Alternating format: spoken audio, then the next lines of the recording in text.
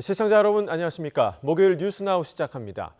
우리 시각으로 내일 밤으로 예정됐던 미국과의 2+2 통상협의가 돌연 취소됐습니다.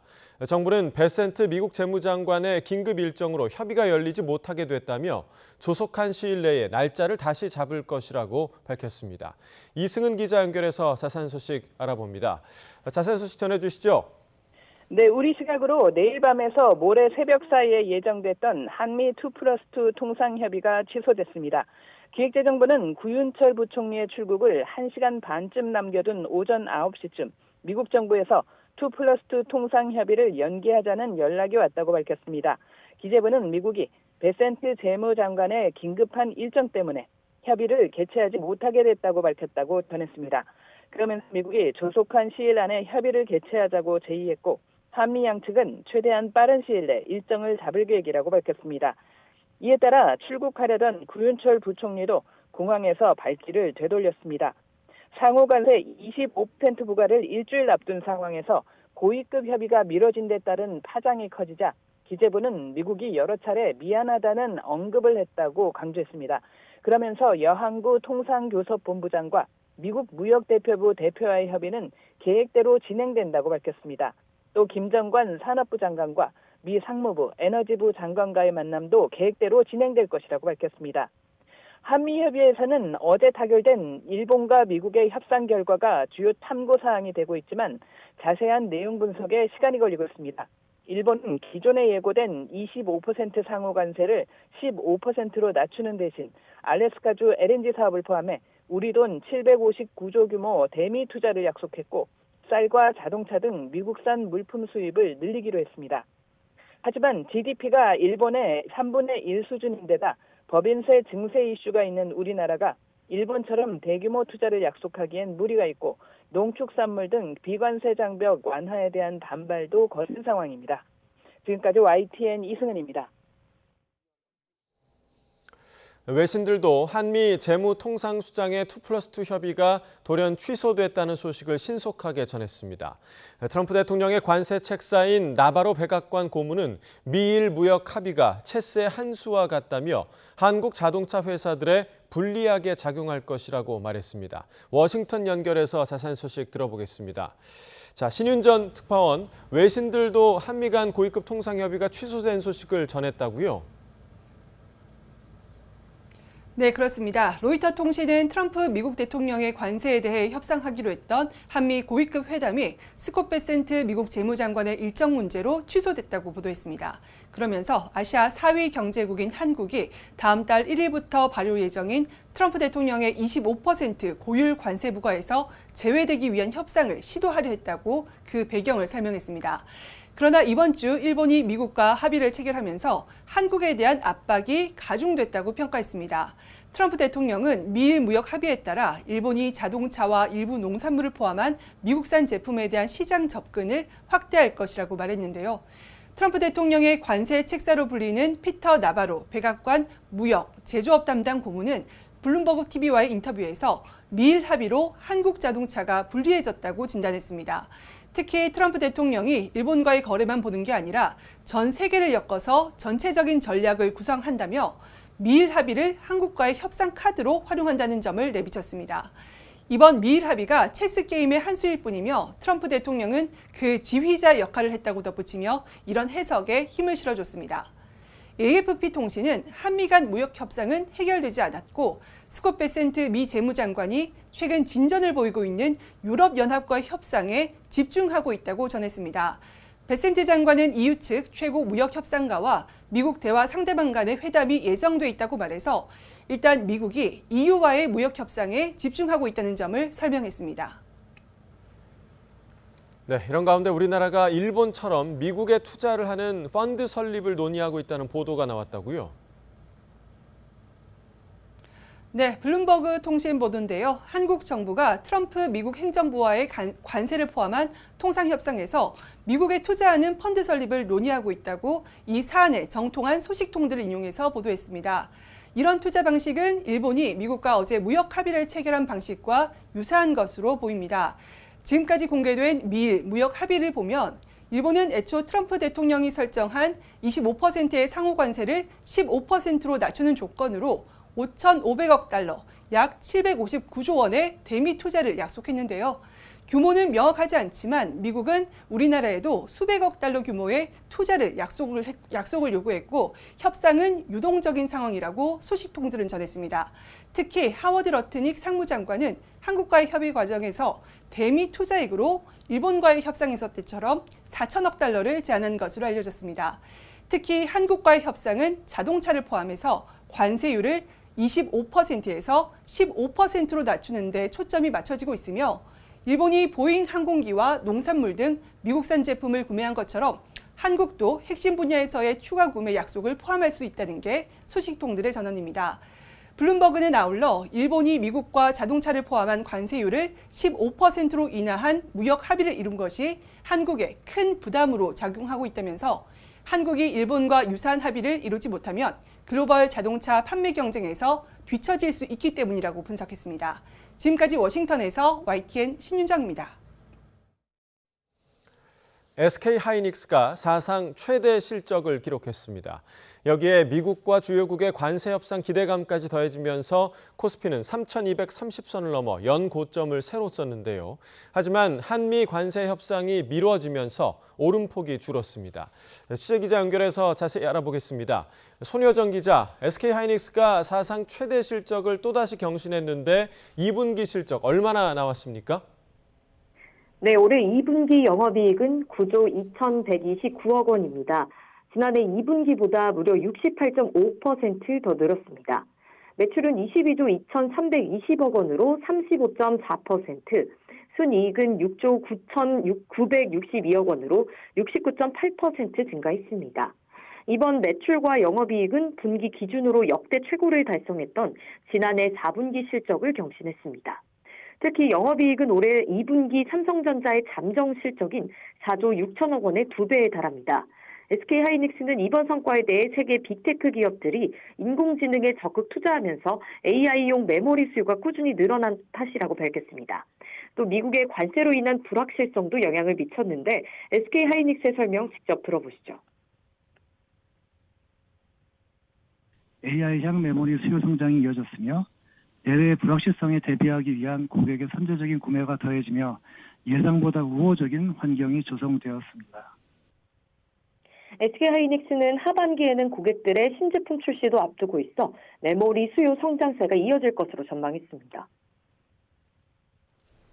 네, SK하이닉스와 같은 주요 기업들의 실적 발표가 우리 증시에 어떤 영향을 미칠지 궁금한데요. 네, 코스피 지수는 1% 가까운 오름세로 장을 시작했습니다. 장중 3,237.97을 기록하며 연고점을 또 한 번 다시 썼습니다. 지금은 상승분을 일부 반납하고 3,210선을 중심으로 오르내리고 있습니다. 개인 투자자는 9천억 원 넘게 매도 우위를 나타냈지만 외국인과 기관이 각각 5,800억 원, 3천억 원 넘는 순매수로 지수를 끌어올렸습니다. 이 같은 증시 훈풍은 미국 정부가 일본에 이어 유럽연합과도 관세 협상 합의점에 다가가면서 시장의 투자 심리가 살아난 덕으로 풀이됩니다. 다만 내일 밤 예정됐던 한미 2+2 통상협의가 연기됐다는 소식이 전해진 뒤에는 오름세가 꺾였습니다. 주요 기업의 실적 발표 역시 우리 증시의 호재로 작용하고 있는데요. 사상 최대 실적을 기록한 SK하이닉스의 주가는 장중 3% 넘게 치솟았다가 지금은 27만 원대 중반을 기록하고 있습니다. 삼성전자는 소폭 상승해 66,600원대에 올라섰고 이 밖에 LG에너지솔루션과 삼성바이오로직스 등 시가총액 상위 기업 대부분 강세입니다. 코스닥도 상승폭을 일부 내주고 815대에 거래되고 있습니다. 원달러 환율은 미국과 주요국의 무역협상 기대감에 위험 선호 심리가 회복되면서 1,367.2원으로 내렸습니다. 지금까지 한국거래소에서 YTN 손효정입니다. 지난 2분기 우리 경제가 마이너스 성장을 벗어나 회복세를 나타냈습니다. 한국은행이 발표한 자료를 보면 올해 2분기 국내 총생산 GDP는 전분기보다 0.6% 성장했습니다. 직전 분기 성장률 마이너스 0.2%에서 반등한 것으로 지난 5월 한은이 전망한 0.5%보다 소폭 높은 수치입니다. 구체적으로 보면 민간 소비가 재화와 서비스 소비가 모두 늘어 0.5% 올랐고 정부 소비 또한 1.2% 늘어났습니다. 건설 투자와 설비 투자는 1.5%씩 줄어들었지만 수출이 반도체와 석유 화학 제품 등을 중심으로 무려 4.2%나 증가하며 성장률을 끌어올렸습니다. 지난 20일에 내린 폭우로 경기 북부 일대가 심각한 피해를 입었습니다. 소방과 경찰 등 관계 당국은 오늘 오전 실종자로 추정되는 시신을 발견했는데요. 현장에 나가 있는 취재기자 연결하겠습니다. 윤태인 기자. 네, 경기 가평군 상면 덕현리입니다. 네, 오늘 오전에 시신이 발견됐다고요? 네, 이곳 경기 가평군 상면 덕현리에서 시신이 발견된 시간은 아침 9시 반쯤입니다. 조금 전까지 제 뒤로 보이는 하천변에서 시신을 수습하는 작업이 진행되고 있었습니다. 시신은 강원소방본부 소속의 구조견이 탐지 신호를 보내면서 발견된 것으로 파악됐습니다. 소방은 발견 당시 시신은 남성으로 추정되고 왜소한 체형으로 보이는데 다만 시신이 토사에 덮여 있어서 자세한 인적 사항이 단번에 파악되진 않았다고 밝혔습니다. 소방은 이 시신이 이번 폭우로 실종된 사람 가운데 한 명일 것으로 추측하고 있습니다. 경찰도 출동해 신원 확인에 나섰는데 소지품 등으로도 인적 사항 확인은 할 수 있지만 최종적으로 지문을 통해 신원을 확인할 방침입니다. 비가 많이 왔던 탓에 인명피해가 크게 발생했습니다. 이곳에서 차로 20분 정도 거리에 있는 마일리 캠핑장에서 산사태가 나면서 사망자와 실종자가 발생했고 이곳 인근에서도 어제 실종자 한 명이 발견됐습니다. 네, 어제도 말씀해 주신 것처럼 실종자 한 명이 발견이 됐죠? 네, 가평군 덕현리의 돌섬 유원지 인근 하천변에서 남성 시신이 발견됐습니다. 지문 확인 결과 이곳 근처 마을에서 실종됐던 70대 남성으로 파악됐는데요. 이 남성은 차를 타고 가족들과 대피하다가 불어난 빗물에 휘말렸던 것으로 보입니다. 현재 경기 북부 지역에서 발생한 호우 피해로 사망자는 5명, 실종자는 3명으로 집계됐습니다. 실종자 3명은 각각 마일리 캠핑장에 있던 40대 어머니와 10대 아들, 그리고 덕현리에서 급류에 휩쓸린 50대 남성 1명입니다. 그리고 조금 전 발견된 시신의 신원이 실종자로 확인된다면 이 수치는 변동이 있을 것으로 보입니다. 소방 등 관계 당국은 오늘도 이른 아침부터 수색을 시작해 실종자를 찾는 데 총력을 기울이고 있습니다. 네, 실종자 수색은 어떻게 진행됩니까? 네, 경기 북부소방본부는 육상과 공중에서 수색을 벌이고 있는데 구조견은 물론 드론도 동원됐습니다. 청평댐 하류에서는 수상보트를 띄워 아침 7시부터 수색 작업을 시작했습니다. 함께 수색 작업에 나선 경기 북부경찰청은 오늘 기동대 3개 중대와 기동순찰대 8팀을 동원해 가평군 조정면과 청평면 일대를 수색합니다. 또 폭우가 워낙 심했고 수위 조절을 위해서 청평댐의 수문을 개방했었기 때문에 실종자가 멀리 떠내려갔을 가능성도 있는데 따라서 어제부터 소방은 실종 지점에서 50km가량 떨어진 김포대교까지 수색 범위를 확대했습니다. 서울에서도 119 특수구조단이 나서는 등 강동대교부터 김포 방향으로 한강 전체를 수색하고 있습니다. 지금까지 경기 가평군 상면 덕현리에서 YTN 윤태인입니다. 무더위가 심해지면서 서울을 비롯한 수도권에 폭염경보가 발령됐습니다. 내일은 오늘보다 더 덥고 토요일인 모레는 38도까지 치솟아 폭염이 절정을 이룰 전망입니다. 취재기자 연결해서 자세한 내용 알아보겠습니다. 고한석 기자, 오늘이 어제보다 더 덥다고요? 네, 폭염이 연일 이어지면서 오늘 오전 10시를 기해 서울에 폭염경보가 내려졌습니다. 경기도 대부분 지역과 전북 등에서도 폭염주의보가 폭염경보로 격상됐습니다. 낮 서울 최고 기온은 어제보다 3도 높은 36도로 예보됐습니다. 오늘 전국 예상 기온은 서울과 대구, 광주, 전주가 36도, 안동과 청주 35도 등입니다. 30도 중반의 폭염이 전국을 뒤덮겠습니다. 폭염특보 상황을 보면 서울을 비롯한 수도권, 경상, 전라권과 충남, 강원 동해안 등 전국 대부분 지역에 폭염경보가 발령됐습니다. 오조는 강원, 영동과 제주를 뺀 전국에서 나쁨 수준으로 집겠습니다. 오조는 호흡기를 자극하기 때문에 관련 질환자는 되도록 외출하지 않는 것이 좋습니다. 네, 그리고 내일은 더 덥다고요? 예, 내일은 더 덥고 모레는 폭염의 절정이 될 전망입니다. 현재 북태평양 고기압에 티베트 고기압이 더해져 전국적으로 무더위가 강화하고 있습니다. 여기에다 타이완 부근에 있는 7호 태풍이 우리나라 남쪽의 수증기량을 끌어올려서 더위를 부추기고 있습니다. 이 때문에 내일부터 기온이 더 많이 오를 것으로 전망됩니다. 내일 낮 최고 기온은 31도에서 37도로 예보됐습니다. 모레는 서울 기온이 38도까지 올라가는 등 극심한 무더위가 예상됩니다. 지금까지 과학기상부에서 YTN 고한석입니다. 더불어민주당 강선우 의원이 논란 끝에 여가부 장관 후보자직에서 물러났지만 이튿날인 오늘도 후폭풍이 이어지고 있습니다. 민주당에선 당권 주자들의 미묘한 엇박자가 눈길을 끌고 있고 국민의힘은 의원직 사퇴까지 필요한 사안이라며 윤리위 제소를 예고했는데요. 국회 취재기자 연결합니다. 박정현 기자. 네, 국회입니다. 네, 그간 민주당 지도부가 반발 여론 속에서도 적극적인 엄호로 버텨왔는데 현재 분위기 어떻습니까? 네, 전반적으로 말을 아끼는 상황입니다. 대통령실이 임명 강행 방침을 세운 상황에서 여당으로서 엄호 외엔 별 선택지가 없었지만 여론이 줄곧 좋지 않았던 만큼 결국 해답은 강 후보자 사퇴밖에 없었다는 게 지도부 설명입니다. 한준호 최고위원 발언입니다. 저희가 더 이상의 선택지는 없는 거죠. 다만 그 사이에서 후보자 당사자가 결정을 할 수 있는 마지막 선택지가 남아있던 건데 어쨌든 강 의원이 전격 사퇴하며 당 지도부로선 부담을 덜게 된 셈인데 원내 지도부 관계자는 YTN에 결단에 감사한다면서도 같은 당 동료로서 미안함도 적잖은 분위기라고 전했습니다. 한편으론 이로써 이재명 정부는 다르다는 걸 입증했다며 반격의 날을 다시 바짝 세우려는 움직임도 감지됩니다. 다만 강 의원의 사퇴가 다음 달 2일 전당대회에 돌발 변수가 되는 모양새입니다. 어제 박찬대 후보는 강 의원 사퇴를 표명하기 17분 전 SNS를 통해 사퇴를 촉구했는데 이게 이른바 명심 논란으로 번진 겁니다. 친명계 핵심으로 박 후보가 이재명 대통령과 사전 교감한 게 아니냐는 건데요.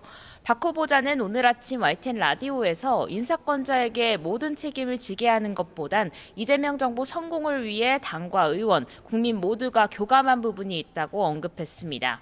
오전 기자들과 만나선 17분 뒤에 사퇴할지 몰랐다. 명심은 국민에게 있다며 확대 해석엔 선을 그었습니다. 반면 정청래 후보는 어제 강 의원이 사퇴를 표명한 뒤 결단을 존중한다는 담백한 입장을 SNS에 올렸습니다. 정 후보 측은 YTN에 정 후보도 미리 알았지만 딱히 티를 내지 않았을 뿐이라며 불편한 심기를 내비쳤습니다. 인사권자는 대통령인데 고작 몇 분 전에 글을 올린 거로 명심생색을 내는 게 적절하냐는 날카로운 반응도 나왔습니다. 오늘은 동지란 이겨도 함께 이기고 저도 함께 지는 것, 비가 오면 비를 함께 맞아주는 것이라면서 인간 강선우를 위로한다는 공개 위로 메시지도 올렸습니다. 네, 국민의힘 상황도 알아볼까요? 네, 국민의힘은 강 의원 낙마를 계기로 전국 주도권을 가져오겠다는 포부입니다. 송원석 비대위원장은 오늘 아침 회의에서 끝내 피해보자진의 사과는 단 한마디도 없었다 질타하며 국회 윤리위원회 제소 방침을 밝혔습니다. 민주당을 향해서도 어떤 성찰도 없이 강 의원을 감싸기에만 급급했다며 책임을 피할 수 없을 거라고 경고했습니다. 결국 이재명 정권에서 작동하는 검증 시스템은 명심뿐이라 비꼬며 인사 참사가 반복되고 있다 지적했습니다. 한두 번은 실수라고 해명하겠지만 3번, 4번 반복되면 실수가 아니라 실력입니다. 부실하다는 수준을 넘어서 애초에 인사검증 시스템 자체가 존재하지 않았다는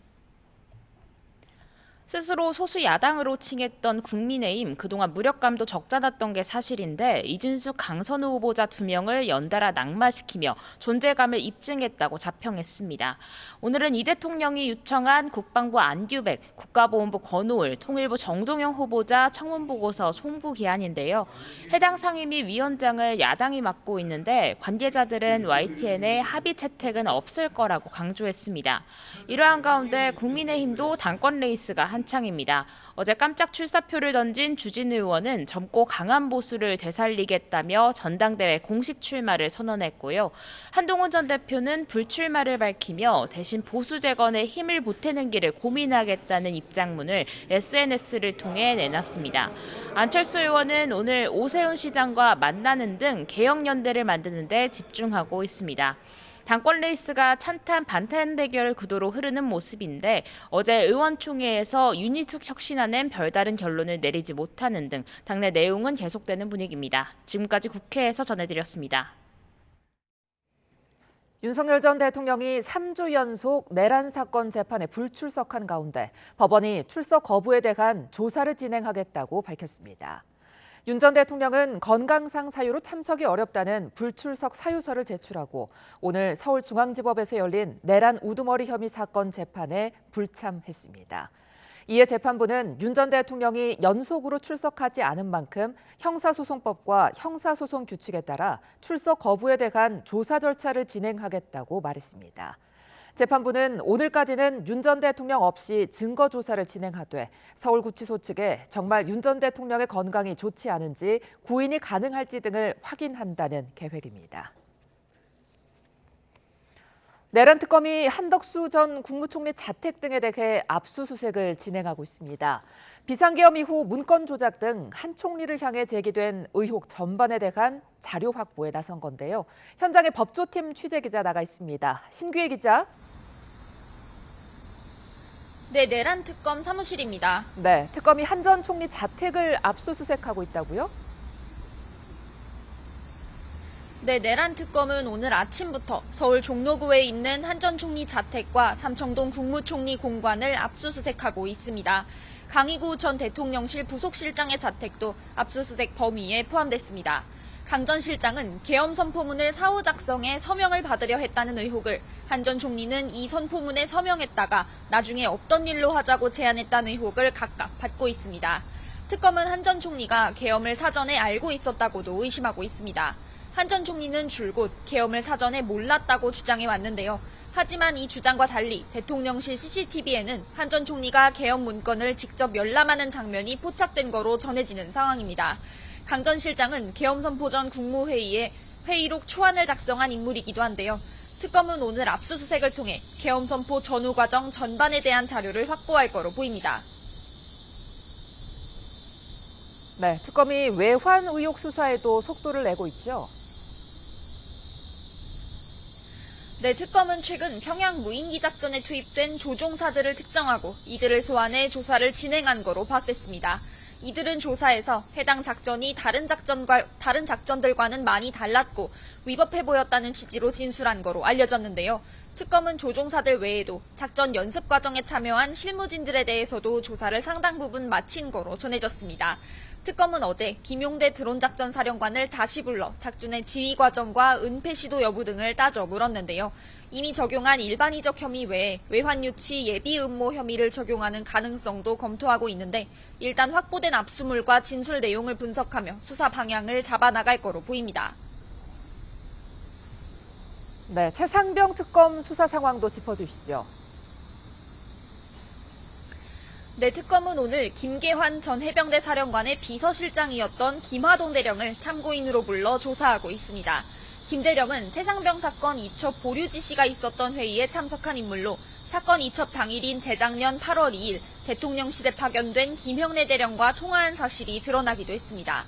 특검은 김 대령을 상대로 사건 이첩을 둘러싼 의사결정 과정 전반을 따져볼 거로 보입니다. 구명로비 의혹과 관련한 수사도 이어지고 있습니다. 오늘 임성근 전 사단장 구명로비 의혹 제보자 이관영 씨의 자택은 물론 멋쟁해병 대화방의 다른 관계자들을 대상으로 압수수색을 진행한 건데요. 김건희 여사와 친분이 있는 이종호 전 블랙펄 인베스트먼트 대표가 멋쟁해병 대화방에 함께 속해 있던 임 전 사단장의 구명로비를 벌였다는 게 의혹의 골자입니다. 특검은 오늘 압수수색을 통해 당시 대화방 관계자들이 어떤 논의를 했는지 등이 담긴 자료를 확보할 거로 보입니다. 지금까지 내란 특검 사무실에서 YTN 신기혜입니다. 김건희 여사 집사로 알려진 김예성 씨 업체에 투자한 기업들에 대한 조사가 마무리 단계에 접어들었습니다. 특검은 김 여사와 연결고리로 의심받는 이종호 전 블랙펄 인베스트 대표 휴대전화 등 자료를 확보해 내용을 살피고 있는데요. 취재기자 연결합니다. 안동준 기자. 네, 서울 광화문에 있는 김건희 특검 사무실입니다. 네, 오늘도 이른바 집사 게이트에 연루된 기업 관계자들 조사가 진행되죠. 네, 특검은 오늘 오전 10시 유니크와 중동 파이낸스 대표를 소환해 조사하고 있습니다. 이들 기업은 김 여사 집사로 알려진 김예성 씨 관련 업체에 청탁성 투자를 했다고 의심받는 기업들인데요. 그동안 특검은 같은 의혹을 받는 이 9개 기업에 대해 출석을 통보했고 소환 조사를 진행해 왔습니다. 오늘 조사를 마치면 해외 일정으로 조사가 연기돼 다음 달 1일에 출석하기로 한 조현상 HS 효성 부회장을 제외하고는 소환 조사가 마무리됩니다. 이들은 참고인 신분으로 조사를 받았지만 특검이 혐의를 특정하면 피의자 신분으로 다시 불러 조사할 가능성도 점쳐집니다. 네, 특검이 주가 조작 의혹 핵심 인물 휴대전화를 확보했다고요? 그렇습니다. 김건희 특검은 이종호 전 대표 휴대전화 기록 등 자료를 확보해 내용을 살피고 있습니다. 앞서 최상병 특검은 구명 로비 의혹과 관련해 이 전 대표 자택 등을 압수수색했는데요. 이 전 대표가 도이치모터스와 삼부토건 주가 조작 의혹과 관련돼 있는 만큼 최상병 특검이 확보한 자료에 대해 압수수색을 집행하는 방식으로 자료 공유가 이루어졌습니다. 이 특검은 어제 도이치모터스 주가 조작 사건과 관련해 주가 조작 1차 시기 주포로 지목된 이정필 씨와 이 전 대표를 대진 실문하기로 했습니다. 이 특검은 이 전 대표가 이정필 씨에게 재판에서 실형 대신 집행유예를 선고받을 수 있도록 힘써주겠다며 8천여만 원을 받았다는 의혹을 수사하고 있습니다. 김 여사 최측근들에 대한 수사도 이어지고 있죠? 그렇습니다. 특검은 어제 김 여사 최측근으로 꼽히는 조현경 전 대통령실 행정관을 소환했습니다. 조 전 행정관은 유경옥, 정지원 전 행정관과 함께 김 여사의 문고리 3인방으로 통하는 인물인데요. 이들은 김 여사의 해외 순방과 각종 명품 장신구 논란에도 얽혀 있습니다. 지난 2022년 나토 순방 당시에는 명품 목걸이를 재산 신고에서 빠뜨리고 대통령 전용기에 민간인을 태웠다는 의혹이 불거졌습니다. 이들은 통일교 측이 건진법사 전성배 씨를 통해 명품 가방과 목걸이를 전달했다는 의혹에도 관여된 것으로 알려진 만큼 각종 의혹 수사에서도 핵심 인물이 될 것으로 보입니다. 한편 특검은 해당 의혹과 관련해 앞서 수사를 맡았던 남부지검이 확보한 윤영호 전 통일교 세계본부장의 수첩 내용을 살펴보고 있는 것으로 파악됐습니다. 지금까지 김건희 특검 사무실 앞에서 YTN 안동준입니다. 강선우 여성가족부 장관 후보자는 사회적 약자의 권익 보장을 위해 활동해온 정책 전문가입니다.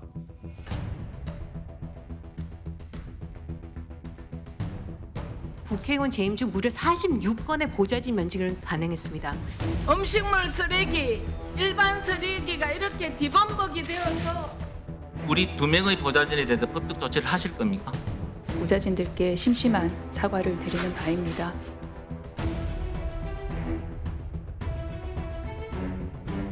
문재인 정부에서 일했던 정영애 전 여성가족부 장관이 강선우 후보자의 예산 삭감 갑질을 폭로했습니다. 지금 보좌진 중에서도 열심히 불만이 없이 또 이렇게 잘 해내는 보좌진도 있고 290명 국회의원들 이 부분에 관련해서 본인들이 떳떳한가?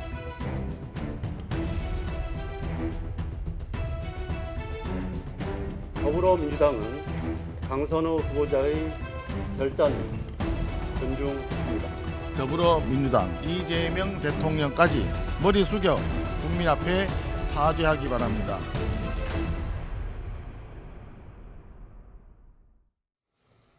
네, 각이 살아있는 정치평론 시사정각 시작합니다. 오늘도 각이 서는 두 분을 모셨습니다.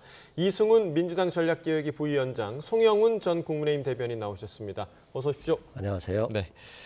자, 어제 결국 강선우 여성가족부 장관 후보자가 자진 사퇴를 했습니다. 결론적으로는 여론을 좀 끝내 이기지 못한 그런 모습입니다.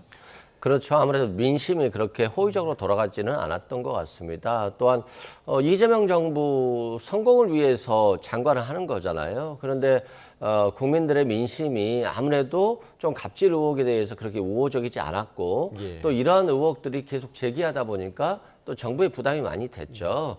그런 측면에서 강선우 후보자가 현역 불패 신화라고 하는 그 관행을 깨고 과감하게 자신이 사퇴 결정을 한 거 저는 또 존중하고 잘했다라고 말씀드리고 이재명 대통령께서도 국민 눈높이에 더 맞추려고 하는 그런 노력들을 많이 하신 거니까 저는 결과적으로 이게 국민들께 부담을 드렸습니다만 그 부담을 또 깔끔하게 말소시켰다는 점에서는 이재명 정부가 잘하고 있다라고 말씀드립니다. 네, 자진 사퇴의 뜻을 SNS를 통해서 어제 올렸는데 그 SNS 내용 좀 보셨습니까? 어떻게 보셨어요? 봤는데 SNS 내용이 우리 국민들께서 보시기에 개운치 않았을 거라고 생각합니다. 그리고 특히나 강선우 의원으로부터 갑질을 당했던 보좌진들로서는 한없이 부족한 내용이었을 것이다. 저는 그렇게 생각합니다. 왜냐하면 거기 보면요.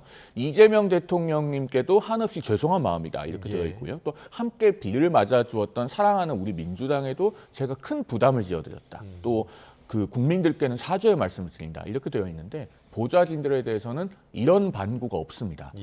사실은 정말로 사죄해야 될 대상은 본인이 갑질을 했던 그 국회 보좌진들 아니겠습니까? 강선우 의원이 개별적으로라도 그분들께 사죄를 하셨기를 바라고 아직 하지 않았다면 비공개로라도 그분들 한 분 한 분 찾아가서 정말로 진정성 있게 무릎 꿇고 사죄의 말씀을 드리시는 게 맞다라는 말씀을 드립니다. 네, 자 조금 전에 그 현역 불패를 이제 깼다 이 얘기를 해주셨는데 첫 사례가 됐습니다. 그런데 이번 논란이 일고 나서부터 만약에 강선우 의원이 사퇴를 하게 된다면 지금 뭐 장관 후보자뿐만 아니라 현역 의원직도 문제가 생기는 거 아니냐. 물론 아직 임기가 많이 남아 있습니다만 앞으로의 의정 활동 좀 어떻게 예상하십니까?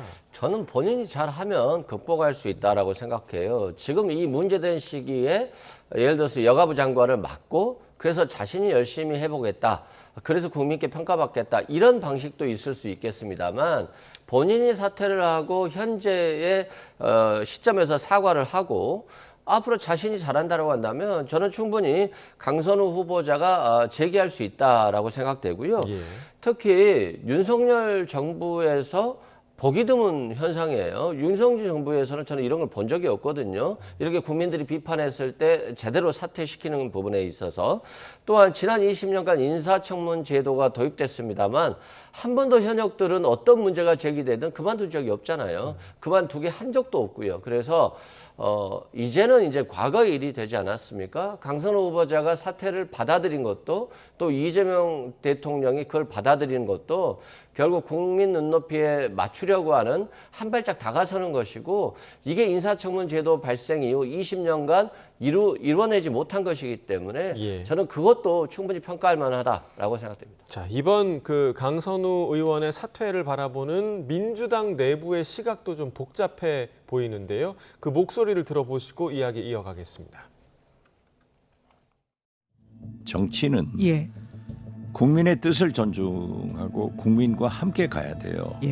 그렇지만은 방금 말씀하셨듯이 교육부 장관은 지명 처리하고 강선우 장관 후보자는 임명한다.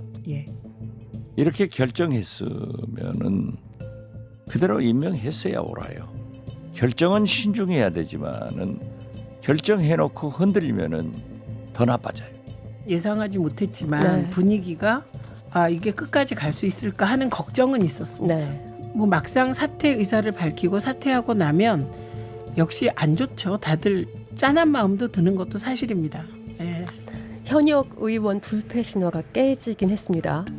깨질 수 있죠. 그리고 문제가 있으면 깨져야 하는데 그게 강선우 의원이었다는 게 씁쓸합니다. 자, 그러니까 이제 박지원 의원이 지적한 부분이 이 부분인 것 같아요. 그러니까 이진숙 교육부 장관 후보자가 물러나게 됐을 때 그때 같이 결단을 했어야 하는 거 아니냐. 그러니까 임명 강행을 하려다가 지금 잦은 사퇴를 하는 모양새다 보니까 그게 더 좋지 않다 이런 의견인 것 같더라고요. 박지원 의원이 상대당이지만 역시 정치 구단다운 예리하고 노련한 지적이었다라고 평가합니다.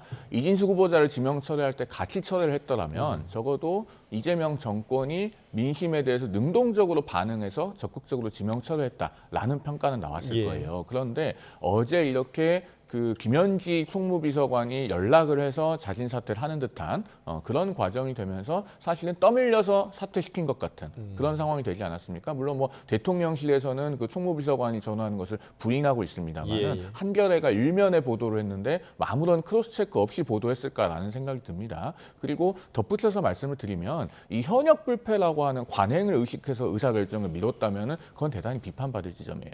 역대 우리 인사의 그 역사를 보면은요. 자, 김영삼 대통령이 공직자 재산 공개를 도입했습니다. 김대중 대통령은 인사청문회 제도를 도입했고 노무현 대통령은 인사청문회를 국무위원까지 확대시켰고 박근혜 대통령은 인사청문회 후에 지명 철회하는 최초의 사례를 남겼어요. 이렇게 각 정부마다 적어도 하나 이상씩의 인사제도의 발전이라고 할 만한 업적이 있었습니다. 그런데 이재명 정부는 이번에 강선 후보자가 사퇴하지 않았더라면은 현역 불패를 깨는 어떤 그런 그 이정표마저도 남기지 못했을 거예요. 그런 점에서 앞으로 이런 일이 반복되어서는 안 되겠지만 만약에 또다시 부적절한 인사가 등장한다. 예를 들면 지금 최동석 인사혁신처장처럼 조속하게 지명을 철회하거나 임명을 되물리는 행동들을 해야 된다라는 말씀을 드립니다. 이 시점에 대한 아쉬움에 대한 해석에 대해서는 좀 어떻게 보세요?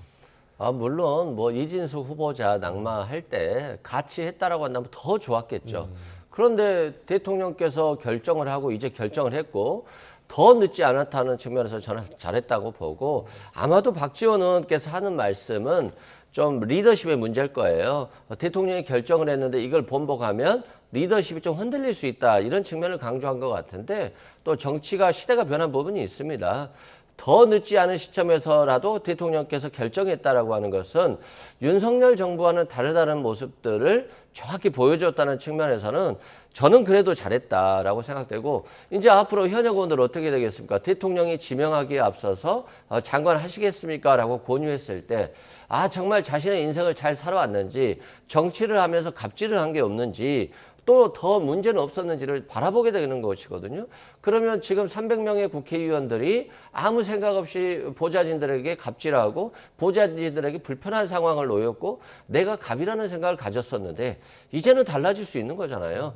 내가 정치적 동반자로 인식하지 못하고 의린 보좌진들에게 함부로 하면 안 되겠다라고 생각할 거 아니겠습니까? 이건 정치 문화가 굉장히 한 발짝 나아가는 것이기 때문에 이재명 대통령께서 강선우 후보에게 한 결정이지만 이건 민주당 의원들에게만 국한되는 것이 아니라 국민의힘에도 적용되는 것이에요. 그래서 국민의힘들도 막상 겉으로는 비판하겠습니다만 속으로는 나도 잘해야 되겠다라는 생각을 가질 수 있기 때문에 한 단계 정치 문화가 성숙하는 계기가 됐다라고 저는 생각됩니다. 네. 제가 하나만 더 짧게 말씀을 드리면 이 강선우 후보자가 사퇴에 이르기까지 이재명 정부의 인사 의사결정 과정에서 되돌아볼 지점이 있습니다. 이 갑질 관련된 최초 의혹 보도가 SBS에서 나왔던 것이 지난 7월 9일이에요. 그리고 어제 사퇴한 것은 15일째 되는 날이었습니다. 그런데 보좌진들에 대한 갑질 의혹과 논란이 숱하게 나오는 동안에는 정권이 요지부동이다가 정영애 전 여성가족부 장관이 나도 갑질을 당했다라고 폭로를 하니까 그때 가서야 반응해서 사퇴에 이른 것 같은 그런 모양새가 됐습니다. 그러니까 이런 논란이 되는 인사에 대해서는 지명 철회와 같은 의사결정이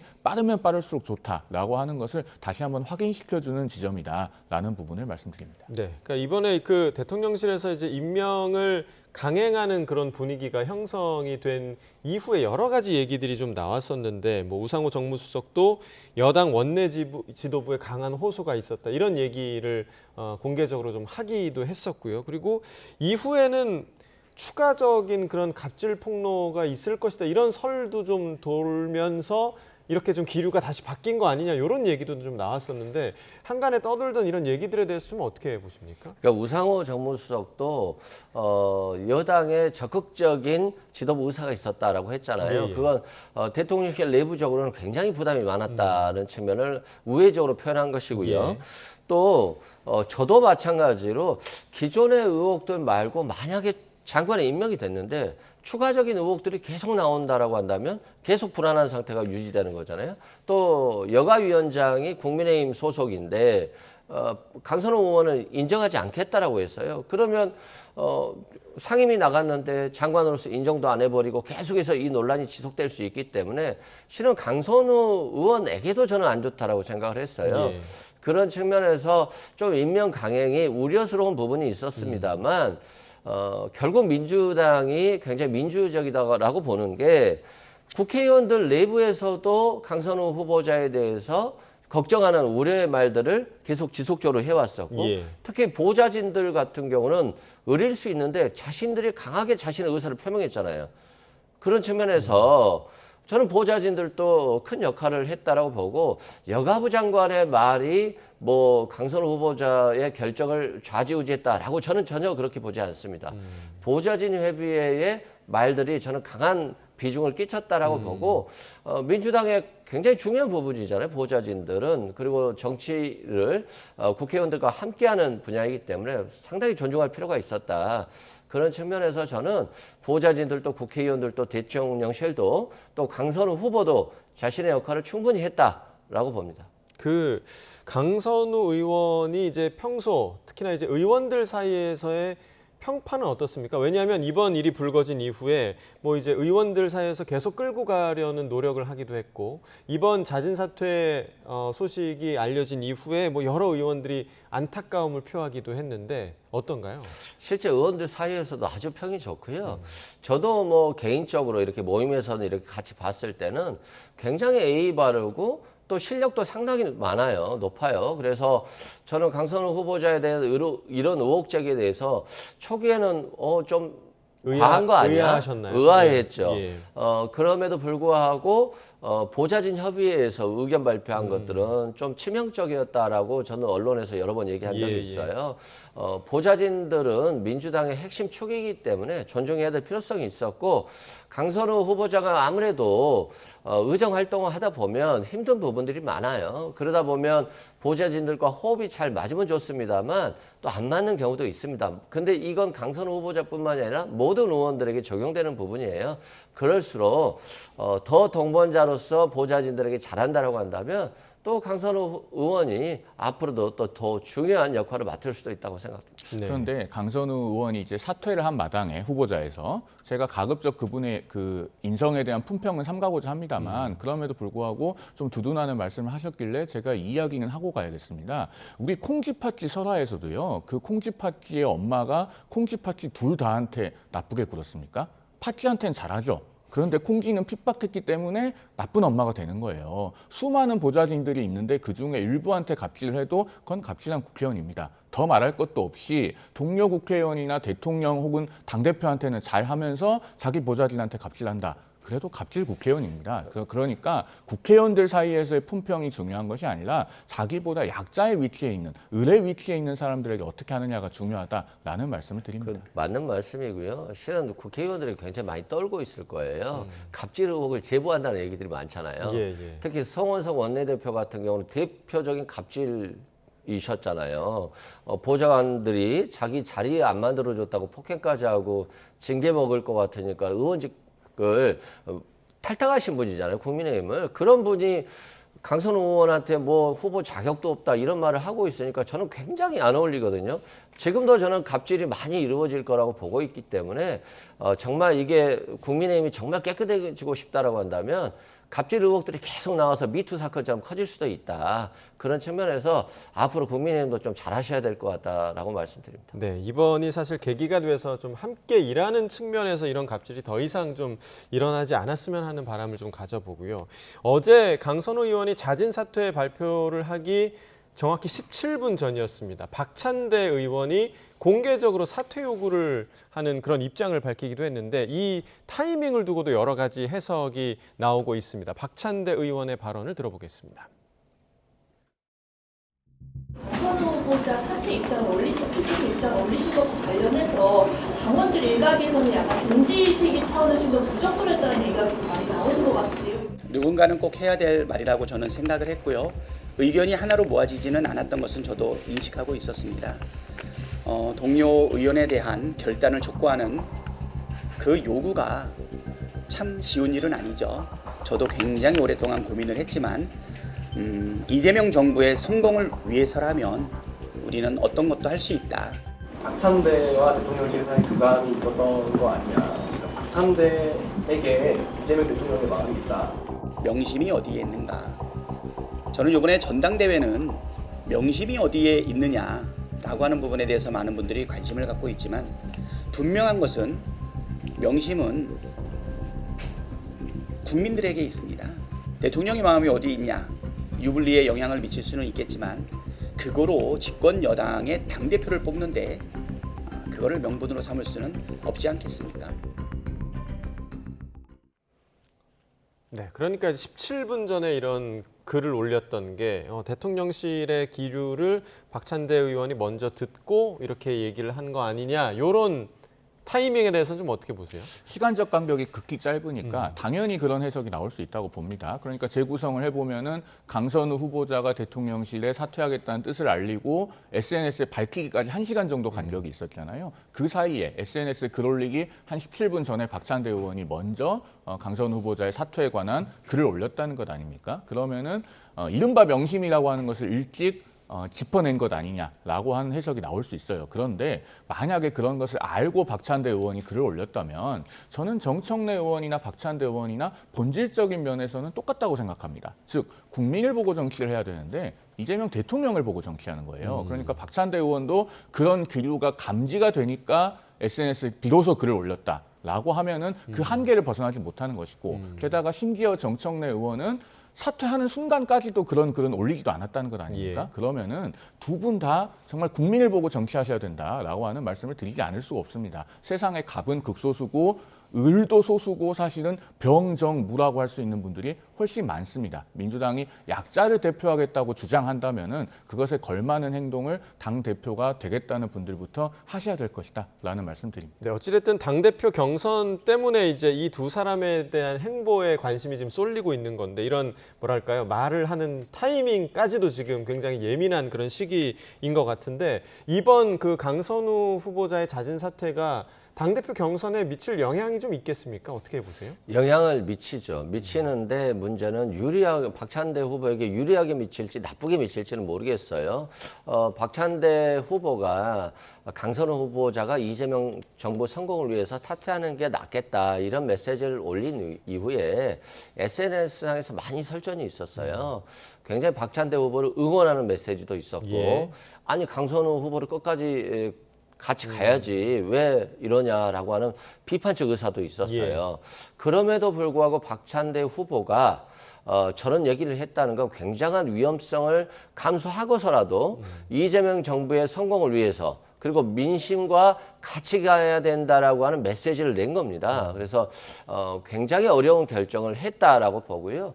또 박찬대 후보 같은 경우는 사실상 이재명 대표를 모실 때 원내대표를 하면서 정말 내란을 예견하고 내란을 극복하는 데 있어서 함께 하신 분이에요. 그래서 본인들이 굳이 대화를 나누지 않더라도 어느 정도 마음이 통할 수 있는 분이기 때문에 저는 굉장히 순수한 이재명 정부 성공을 위한 마음으로 했다라고 보고요. 전혀 가식적이거나 이게 뭐 서로 간에 이렇게 얘기가 된 그런 상황은 아니라고 봅니다. 그래서 저는 박찬대 후보가 자신에게 불리할 수 있음에도 불구하고 이재명 정부에 이렇게 자신의 의견을 명확히 또 강선우 후보에게 명확히 전달했다는 측면에서는 잘하신 결정이다라고 생각되고 정청래 후보도 이 부분에 대해서 강선우 후보의 결정에 대해서 존중한다라고 하셨기 때문에 앞으로 당대표 후보될 분들이 자신의 의견들을 솔직하게 얘기했다는 점에서 이재명 정부가 성공할 수 있는 가능성이 더 높아지고 있다라고 저는 봅니다. 네, 이 사안과 관련해서 박찬대, 정청래 두 의원의 입장이 미묘하게 약간 갈린 만큼 이후에 이제 당대표 경선에 어떤 영향을 미칠지 좀 주목해 볼 대목인 것 같고요. 이렇게 이제 강선우 후보자가 낙마를 하게 되면서 대통령실의 인사검증 시스템에도 좀 문제 제기가 되고 있는 그런 상황입니다. 앞서서 민정수석 문제가 좀 있었고요. 최근에 또 국민통합비서관 문제도 있었고 장관 후보자 2명까지 총 이제 한 4명 정도의 인사 낙마가 좀 있었는데 어떻게 좀 어떤 문제가 있다고 보십니까? 그렇습니다. 민정수석, 또 교육부총리 후보자, 여성가족부 장관 후보자, 그리고 이제 인사혁신처장도 지금 굉장히 큰 논란이 불거지고 있잖아요. 그러면은 일련의 인사검증 실패가 존재하는 것은 분명해 보입니다. 그리고 여기서 우리 언론의 보도에 주목해 볼 점이 있어요. 어제 조선일보가 일면에 김용채 인사비서관, 김현기 총무비서관 이 2명의 실명을 활자로 명토 박았습니다. 그리고 한겨레가 또 오늘 일면에 김현기 비서관의 실명을 거론했죠. 그리고 한국일보는 또 어떻게 보도하고 있습니까? 어제자로 검증부실 강준우 국민통합비서관의 낙마를 자초하는 것은 대통령실의 그림자 비서관이다. 이런 용어를 쓰고 있어요. 그러니까 보수, 중도, 진보적인 논조를 갖춘 신문들이 한 목소리로 지금 대통령실의 인사검증 시스템을 지적하고 있는 상황입니다. 사실은 이 인사검증이라고 하는 것은 기본적으로 민정수석실에서 해야 되는 것 아니겠습니까? 그리고 총무비서관은 대통령실의 살림살이를 하는 자리예요. 그런데 총무비서관이 역대 이렇게 인사에 깊이 관여한 정권이 있었는가라는 생각이 들고 각자의 직역에 맞게 시스템을 정상화하는 것이 맞다. 대통령의 오랜 측근이라고 해서 인사검증을 맡긴다고 하는 것이 과연 지금 올바른 인사검증의 결과로 이어지고 있는가라는 부분을 대통령실에서 깊이 성찰할 필요가 있다라고 생각합니다. 네, 지금 지적해 주신 부분이 그러니까 자리에 맞지 않는 역할 아니냐라고 얘기를 해주신 건데 어떻게 좀 보십니까? 저 무슨 말인지 좀 이해가 안 되는데요. 법무부에서 인사를 다 맡아왔잖아요. 윤석열 정부에서. 근데 이재명 정부 들어서자마자 지금 민정수석실로 가지고 왔잖아요. 그런데 민정수석이 공석이었지 않습니까? 저번에 문제 제기를 하셔서 자진 사퇴한 거잖아요. 이건 이재명 정부가 야당의 비판을 받아들인 겁니다. 그리고 봉욱 민정수석이 임명된 지 며칠 안 됐어요. 그러면은 강훈식 비서실장하고 대통령실에 있는 비서들이 인사 담당을 해야 되는 것이지 하지 말라라고 하면 누가 합니까? 그렇지 않습니까? 아무런 조직이 갖춰져 있는 상태인데 그렇기 때문에 어쩔 수 없는 것이었다라고 생각되고요. 김현지 비서관이 그림자다? 그림자라고 하는 것은 민정수석실이라든가 대통령실에 근무하지 않은 사람이 외부에서 역할을 했을 때 이게 부당하다라고 주장할 수 있습니다만 김현지 비서관 같은 경우는 대통령실에 근무하고 있잖아요. 그래서 그런 비판은 좀 적절하지 않은 것 같고 가장 중요한 문제는 인사 시스템을 갖춘다라고 하는데 인사 시스템을 제대로 완벽하게 갖춘다 할지라도 항상 문제는 있을 수밖에 없잖아요. 언론이 그리고 민심이 야당이 비판을 했을 때 여기에 대해서 적절히 대처하는 것 이게 이제 최고의 인사 시스템인 것인데 그 부분이 잘 작동되고 있기 때문에 저는 이재명 정부의 인사 시스템이 잘 굴러가고 있다라고 생각됩니다. 네, 조금 전에 송 전 대변인께서 언급해 주신 최동석 인사혁신처장을 둘러싼 논란이 좀 계속해서 이어지고 있는 상황인데요. 관련 내용 잠깐 보고 오겠습니다. 지금 강선우 후보자님은 강요로서 적합한 인사입니까? 어떻습니까? 제가 내용을 파악하지 못했습니다. 강선우 후보자님의 뭐 갑질 의혹 이런 거 전혀 못 들어보셨습니까? 제가 요즘 그 취임과 관련돼서 청문회를 하는 걸 전혀 못 들었습니다. 그냥 강선우 후보자 관련된 이슈가 뭔지를 모릅니까? 우선 저희 집에 텔레비전도 없고 신문도 안 보고 있습니다. 그런데다가 제가 개인적으로 굉장히 인사혁신처장께서 그거를 최동석 처장은 저러한 것을 진솔하게 국민들한테 솔직하게 사과를 해야 돼요. 정리를 해야 돼요. 강선우 장관 후보자에 대해서도 질문을 하니까 나 신문을 안 봐서 모르겠습니다 하는 투로 얘기를 해요. 저건 무책임한 거예요. 최 처장은 친여 성향 유튜브에 출연해서 이재명 대통령의 20년 집권이 필요하다라고 하며 헌법 개정까지 주장했습니다. 심지어는 전하기에도 참 쑥스럽습니다. 이재명 대통령은 민족의 축복이라는 망언까지 서슴지 않았습니다. 최 처장은 인사혁신처장이 아니라 아첨혁신처장이라는 말입니까? 자, 최동석 인사혁신처장에 대한 여러 가지 이야기가 나왔는데 일단은 문재인 전 대통령에 대한 평가가 아주 박하더라고요. 그러니까 그래서 이제 민주당 내 친문 진영에 좀 반발이 있을 거다라는 예상이 좀 있었는데 실제로 좀 반발이 있기도 하고요. 이런 부분을 지금 이재명 정부에서 좀 예상을 못했을까요? 어떻게 보시나요? 뭐 어느 정도 예상했을 수는 있다라고 생각되고요. 좀 보니까 비판적인 얘기들을 많이 했더라고요. 그래서 조금은 적절하지 않다. 저도 그렇게 생각을 합니다. 예. 다만 이분이 정치를 하는 사람으로서 정치에 몸담고 있었는데 이런 식으로 좀 발언들이 굉장히 셌다라고 한다면 문제 제기를 할 수가 있을 것 같은데 이분은 뭐 정치에 관여한 적도 없었고요. 또 대기업체에서 인사혁신, 조직혁신 부분에 있어서 일을 오랫동안 했더라고요. 그래서 인사혁신처에 임명한 것이니까 저는 과거 다소 이런 발언들이 부적절했다 할지라도 우리가 인사혁신을 위해서 모시고 온 분인데 그냥 일반적인 공무원처럼 무색무취해 어떤 의사가 별로 없는 사람들이 인사혁신처장에 앉는다는 것은 저는 또 그것도 그렇게 좋아 보이지는 않아요. 예. 그런 측면에서는 어느 정도 선택이 잘 됐다라고 보는데 문제는 인사혁신처장에 임명이 됐으면 그때부터는 인사혁신을 위해서 대통령에게도 쓴소리를 할 수 있는 사람이어야 되는 거잖아요. 근데 강선우 후보자에 대해서 좀 TV를 안 봤다. 신문을 안 봤다. 이건 실은 자신의 역할을 잘 못하고 있다라고 볼 수 있거든요.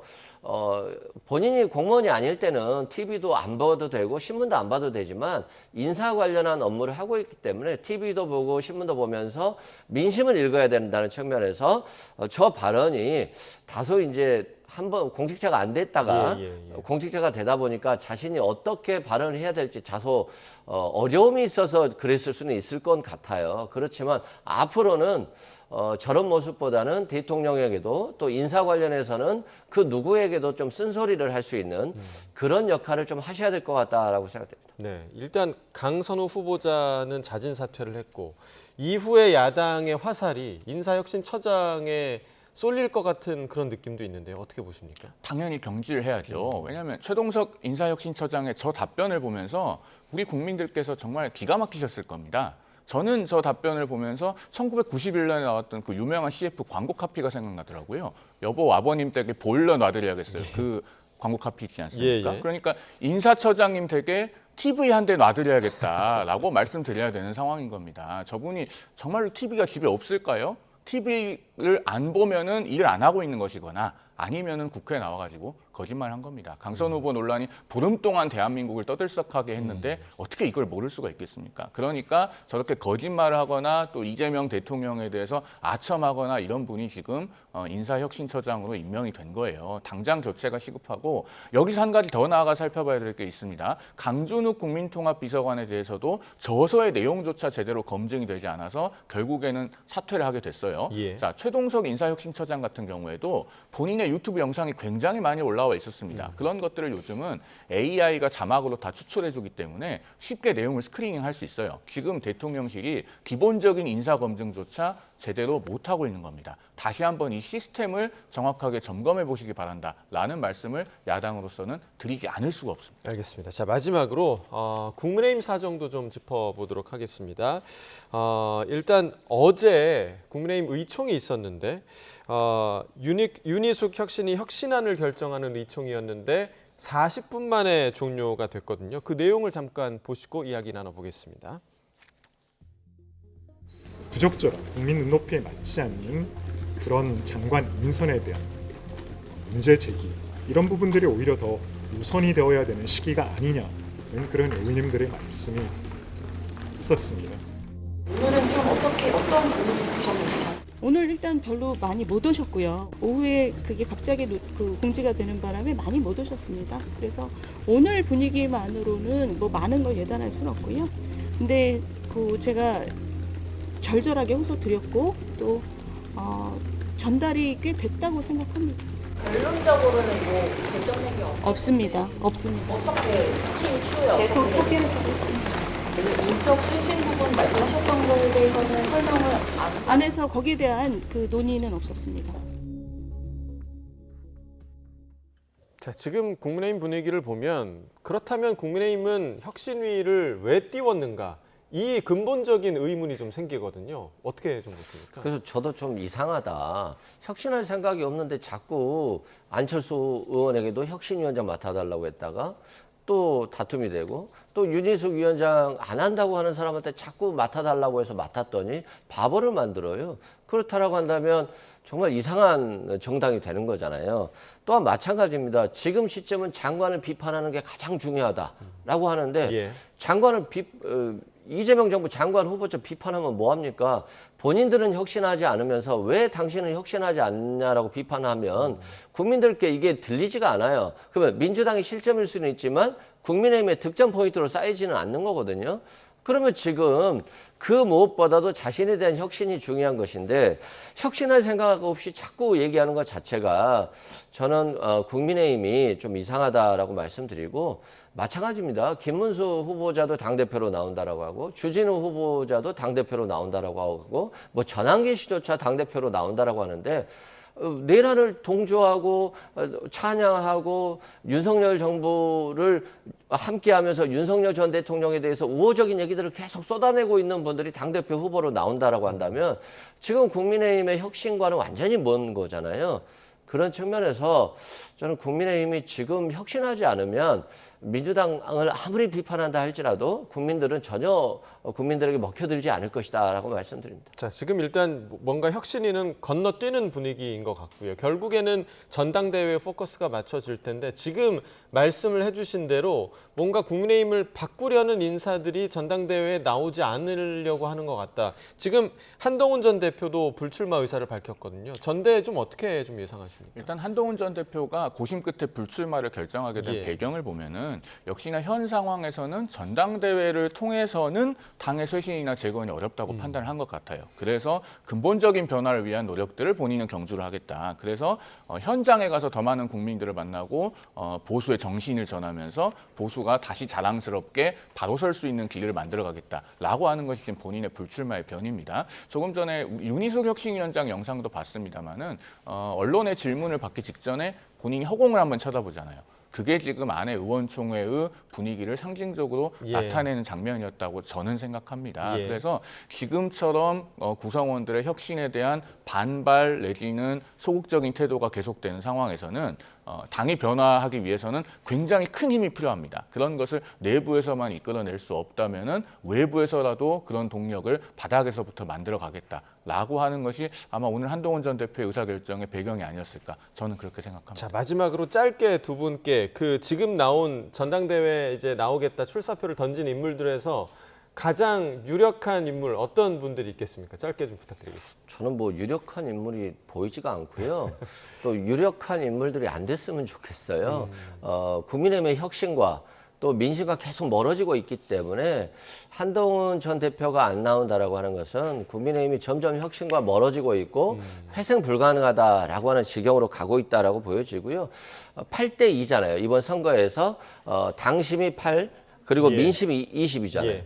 민심이 20%밖에 반영을 안 하겠다라고 하는 전당대회이기 때문에 그 결과는 아무런 의미가 없을 것 같습니다. 송 전 대변인 어떻게 예상하십니까? 지금 아직 전당대회가 공식적으로 시작하기도 전이기 때문에 개별 인물을 놓고 이야기하기는 어렵고 다만 앞으로 이른바 개혁연대라고 하는 것이 가동될 것이냐 이걸 봐야 될 것 같습니다. 그러니까 오늘 한동훈 전 대표도 극우화의 스크럼을 짠다면은 희망을 위한 개혁연대로 전진해서 맞서야 된다라고 하는 말을 했잖아요. 그러면은 그 이른바 쇄신파라고 하는 당권주자 후보들이 그런 개혁연대를 가시적으로 구성하고 정말 손을 잡느냐 이 부분이 중요할 것 같고 지금 현재 상황을 보면은 그런 개혁연대가 가동될 수 있는 가능성도 저는 제법 있어 보인다라는 생각이 듭니다. 알겠습니다. 자, 여기까지 듣겠습니다. 이승훈 민주당 전략기획위 부위원장, 송영훈 전 국민의힘 대변인과 이야기 나눠봤습니다. 고맙습니다.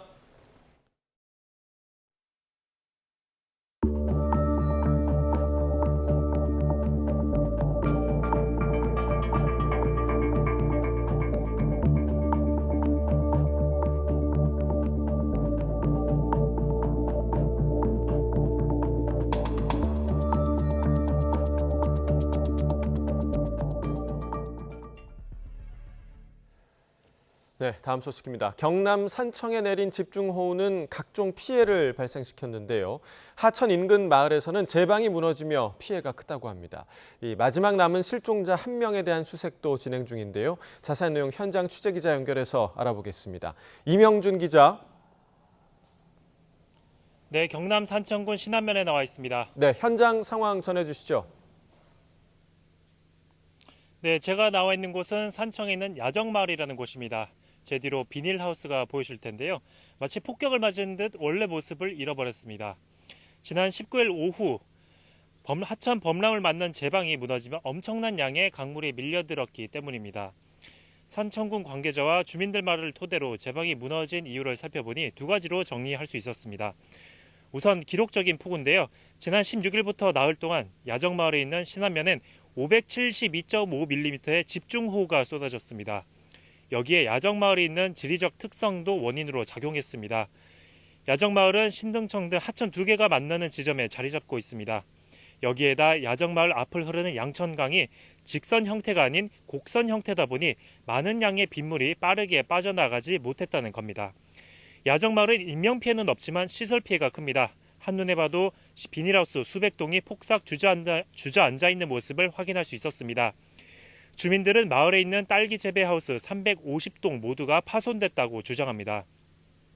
이런 가운데 남은 실종자 1명을 찾는 수색 작업도 이어지고 있습니다. 경남소방본부는 오늘 새벽 6시부터 사고 현장에서 실종자 수색을 재개했다고 밝혔습니다. 수색당국은 남은 1명이 실종된 것으로 추정되는 신등면을 중심으로 수색을 진행하고 있습니다. 이번 집중호우로 산청에선 13명이 숨졌습니다. 지금까지 경남 산청에서 YTN 이명준입니다. 호남 곳곳도 폭우로 피해를 봤는데요. 전남 담양은 특별 재난지역으로 우선 선포될 만큼 피해가 큽니다. 현장에 나가 있는 취재기자 연결합니다. 나현호 기자. 네, 전남 담양 멜론 농장에 나와 있습니다. 네, 비가 그친 지도 꽤 지났는데 지금도 피해 복구가 이루어지고 있군요. 네, 그렇습니다. 이곳은 비가 그친 지 벌써 닷새가 지났습니다. 하지만 지금도 이 곳곳에서는 이 폭우 피해 이 복구하는 작업이 여러 곳에서 이루어지고 있는 모습을 볼 수 있습니다. 지금 제 옆을 보면요, 이렇게 이 멜론이 보이실 겁니다. 이 겉으로 봤을 때는 굉장히 멀쩡해 보입니다. 하지만 이 멜론 지난 이 폭우 때 이 잠기는 피해를 입어서 이거를 이 판매를 할 수가 없는 상황입니다. 그 옆을 보면요, 이렇게 바닥에 멜론이 뒹굴고 있는 모습을 볼 수 있습니다. 굉장히 많은 멜론이 바닥에 나뒹구는 모습인데요. 지난 17일 극한 호우 당시에 물이 급격히 불어나면서 어른 허리까지 이곳 비닐하우스에 차오르면서 피해를 봤습니다. 이 주변에는 방울토마토 농장도 있는데요. 불과 출하를 이틀 앞두고 물에 잠겨서 큰 피해를 봤습니다. 농민 목소리를 직접 들어보시겠습니다. 참담하죠. 저희들이 고생 심어놓고 이 출하해가 여름짝에서 좀 어느 정도 예를 들어서 좀 주고 저희도 생각을 하고 하는 건데 뭐 전혀 건지를 못하니까. 네, 피해를 본 비닐하우스는 무척 넓은데 치울 일손이 많이 부족합니다. 어제는 군부대에서 지원을 나왔고 오늘은 농협에서 봉사단이 복구 작업을 돕고 있습니다.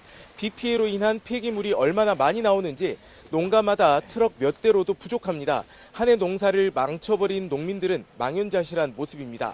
이번 비로 전남 지역에만 7,700헥타르에 달하는 농경지가 피해를 봤습니다. 축구장 10,000개도 넘는 면적인데요. 침수 피해가 대부분을 차지했고 농경지가 유실되거나 매몰하는 피해도 났습니다. 극한 호우 당시 농경지 배수로나 제방에서 물이 역류하거나 넘치면서 피해가 집중됐는데요. 이 때문에 영산강 지류가 있는 시군에서 피해가 많이 접수되고 있습니다. 지금 광주 전남에는 폭염 경보가 내려져 있는데요. 폭우가 물러간 자리에 들어온 가마솥 더위도 복구를 어렵게 하고 있습니다. 지금까지 전남 담양 비닐하우스 농가에서 YTN 나연호입니다. 서울 전역에 내려졌던 폭염주의보가 강화됨에 따라 시가 대응 체계를 2단계로 강화했습니다. 서울시는 폭염 종합지원 상황실 대응 체계를 1단계에서 2단계로 격상하고 본격적인 비상근무에 돌입했습니다. 시는 취약계층 보호 활동과 폭염 저감 시설 점검을 강화하고 야외 건설 노동자에게는 오후 2시부터 5시까지 실외 작업 중단을 권고하는 등 온열 질환 예방에 총력을 기울이고 있습니다. 집중호우 뒤 폭염이 계속되면서 어제 하루 온열 질환자가 130명 넘게 발생했습니다. 질병관리청 감시체계 신고 결과를 보면 어제 하루 전국 응급실 500여 곳에 열탈진과 열사병 등 온열 질환으로 들어온 환자는 모두 136명이었습니다. 이에 따라 지난 5월 15일부터 어제까지 누적 환자는 1,860명으로 늘었습니다. 다행히 사망자는 9명에서 추가되지 않았습니다. 서울 동대문구에서 2.5m 깊이 땅꺼짐이 발생해 주민 35명이 임시거처로 대피했습니다. 공사 현장과 맞닿은 골목 집안이 내려앉은 건데 주민들은 주변 건물까지 영향을 받는 게 아닌지 불안감을 호소하고 있습니다. 이준엽 기자가 현장에 다녀왔습니다. 보도블록 사이 뚫린 구멍 아래로 흙탕물이 넘실대고 전봇대는 쓰러져 전깃줄에 매달렸습니다. 어제 저녁 서울 이문동 행정복합청사 건설 현장 앞 골목에서 깊이 2.5m, 면적 13제곱미터 크기 땅꺼짐 현상이 일어난 겁니다. 다친 사람은 없었지만 인근 주민 35명이 임시 거처로 대피했습니다. 구멍 바로 앞 건물까지 일부 내려앉은 모습입니다. 집안 치마 영향이 어디까지 번질지 몰라 주민들은 늦은 밤까지 집으로 돌아가지 못했습니다. 조짐은 오전부터 나타났습니다. 구청은 땅이 내려앉고 있다는 주민 신고에 임시 조치를 하고 통행을 재개했지만 치마 현상은 계속됐습니다. 복구를 하면서 상황을 봤을 때는 공사장 상황도 그렇고 도로 상황도 그렇고 이렇게 전면적인 통제까지 필요 없다고 판단했습니다. 건설 현장 관계자는 며칠 사이 내린 폭우로 수압이 올라가 지면이 약해졌다고 경찰에 진술했습니다. 하지만 주민들은 이미 몇 달 전부터 비슷한 현상이 나타나 수차례 민원을 넣었다며 무리한 공사가 원인이 아닌지 의심하고 있습니다. 땅이 한번 살짝 꺼졌다고 들었거든요. 그래서 또 흙이랑 모래 가지고 와서 막 메꾸다가 뭐 그렇게 넘기다가 지금 이렇게 사단이 난 거예요. 일정 기간 지나면 이 공사는 다시 시작하겠죠? 그럼 또 이 일이 발생되지 않는다는 보장은 없는 거죠.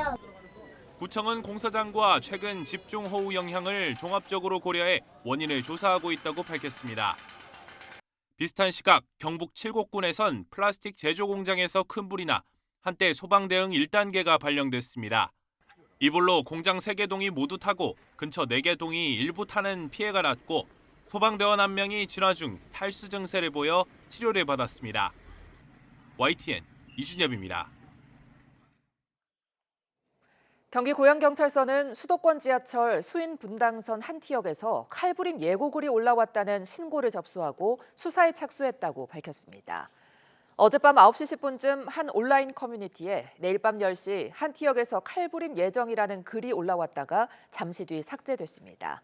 경찰은 글을 올린 사람을 확인하기 위해 수사하고 있는데 지난 3월 시행된 공중협박죄를 적용할 예정입니다.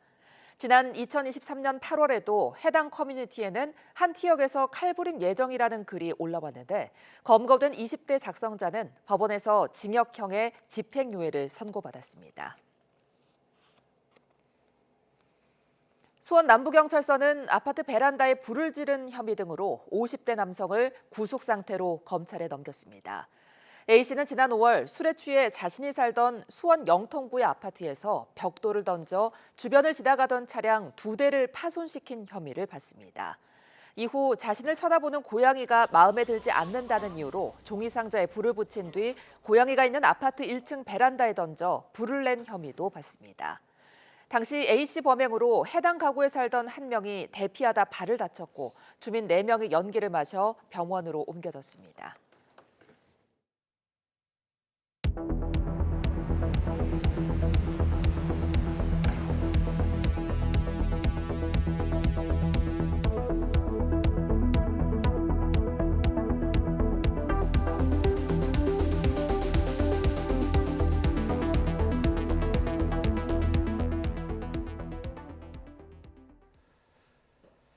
내일로 예정됐던 한미 관세 협상이 미국 측의 요청으로 돌연 취소됐습니다.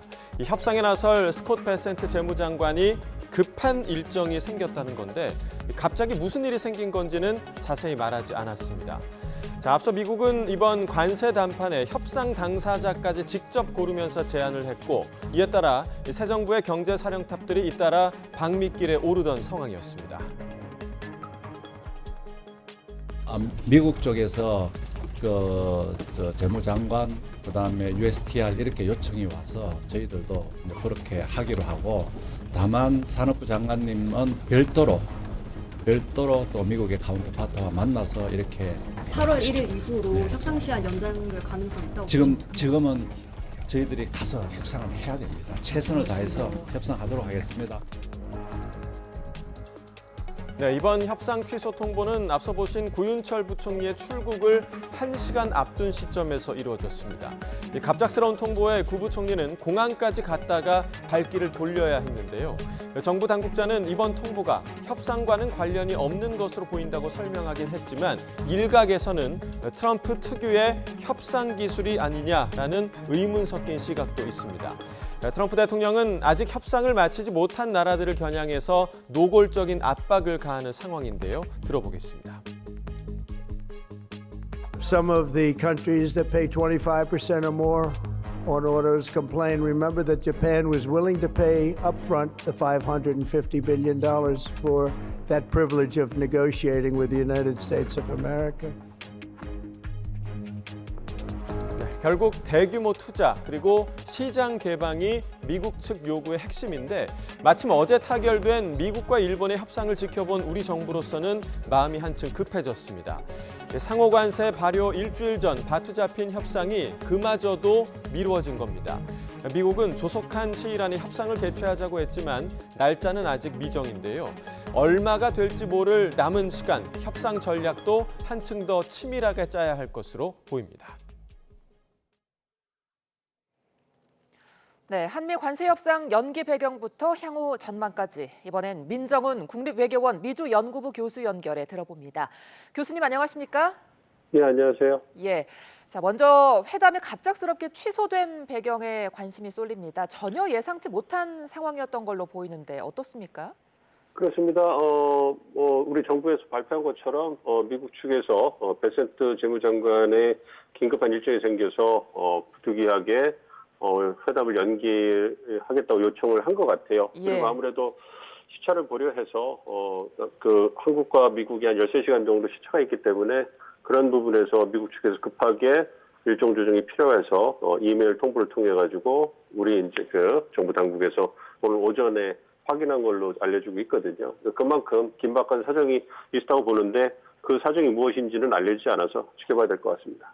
예, 이메일 통보는 시차를 고려한 걸로 보인다. 이런 해석해 주셨는데요.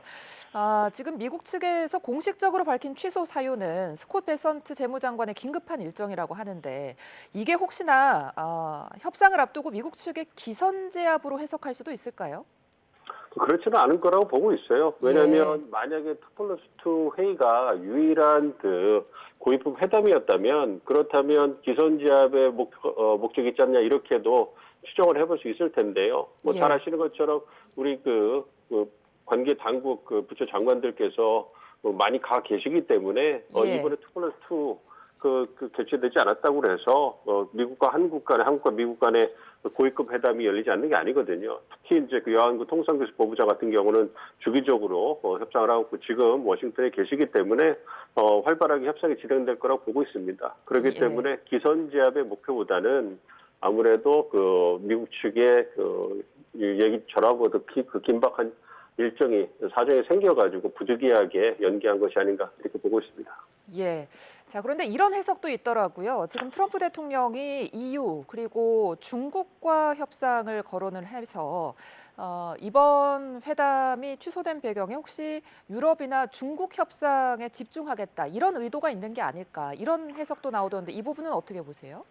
다양한 해석이 가능은 하겠습니다만 일본과 더불어 한국은 아시아 국가들 중에 있어서 주요 미국과의 통상 대상국이거든요. 그렇기 때문에 잘 아시는 것처럼 중국 이외에 5개 우방국을 우선 협상국으로 설정을 했잖아요, 미국이. 그래서 한국, 일본, 호주, 인도, 영국을 설정을 했기 때문에 어떻게 본다면 중국을 제외하고는 한국과 일본 그러니까 나머지 호주, 인도, 영국의 교역 국면을 본다면 아무래도 한국과 일본의 어떤 협상 결과를 빨리 이제 마무리해서 어떤 그 자신들의 어떤 협상의 성과로 내보고 싶은 게 트럼프 대통령 행정부의 어떤 그 가장 큰 목적이 아닌가 싶어요. 그렇기 때문에 물론 뭐 대중국 협상이 가장 중요한 협상의 목표가 되긴 하겠습니다만 그럼에도 불구하고 일본과 더불어서 한국으로부터 어떤 그 국내 정치적으로 홍보할 수 있는 가시적인 성과를 내는 것은 트럼프 대통령 행정부 입장에서도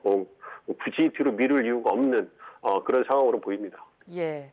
자, 어쨌거나 지금 우리 입장에서는 8월 1일 상호관세 발효를 일주일 남기고 예정됐던 협상이 취소되면서 굉장히 좀 다급한 상황이 된 게 아닌가 싶은데 미국이 아직 뭐 재협상 날짜를 주진 않았잖아요. 상호관세 발효 시한인 다음 달 1일 전까지 협상 타결이 가능하겠습니까?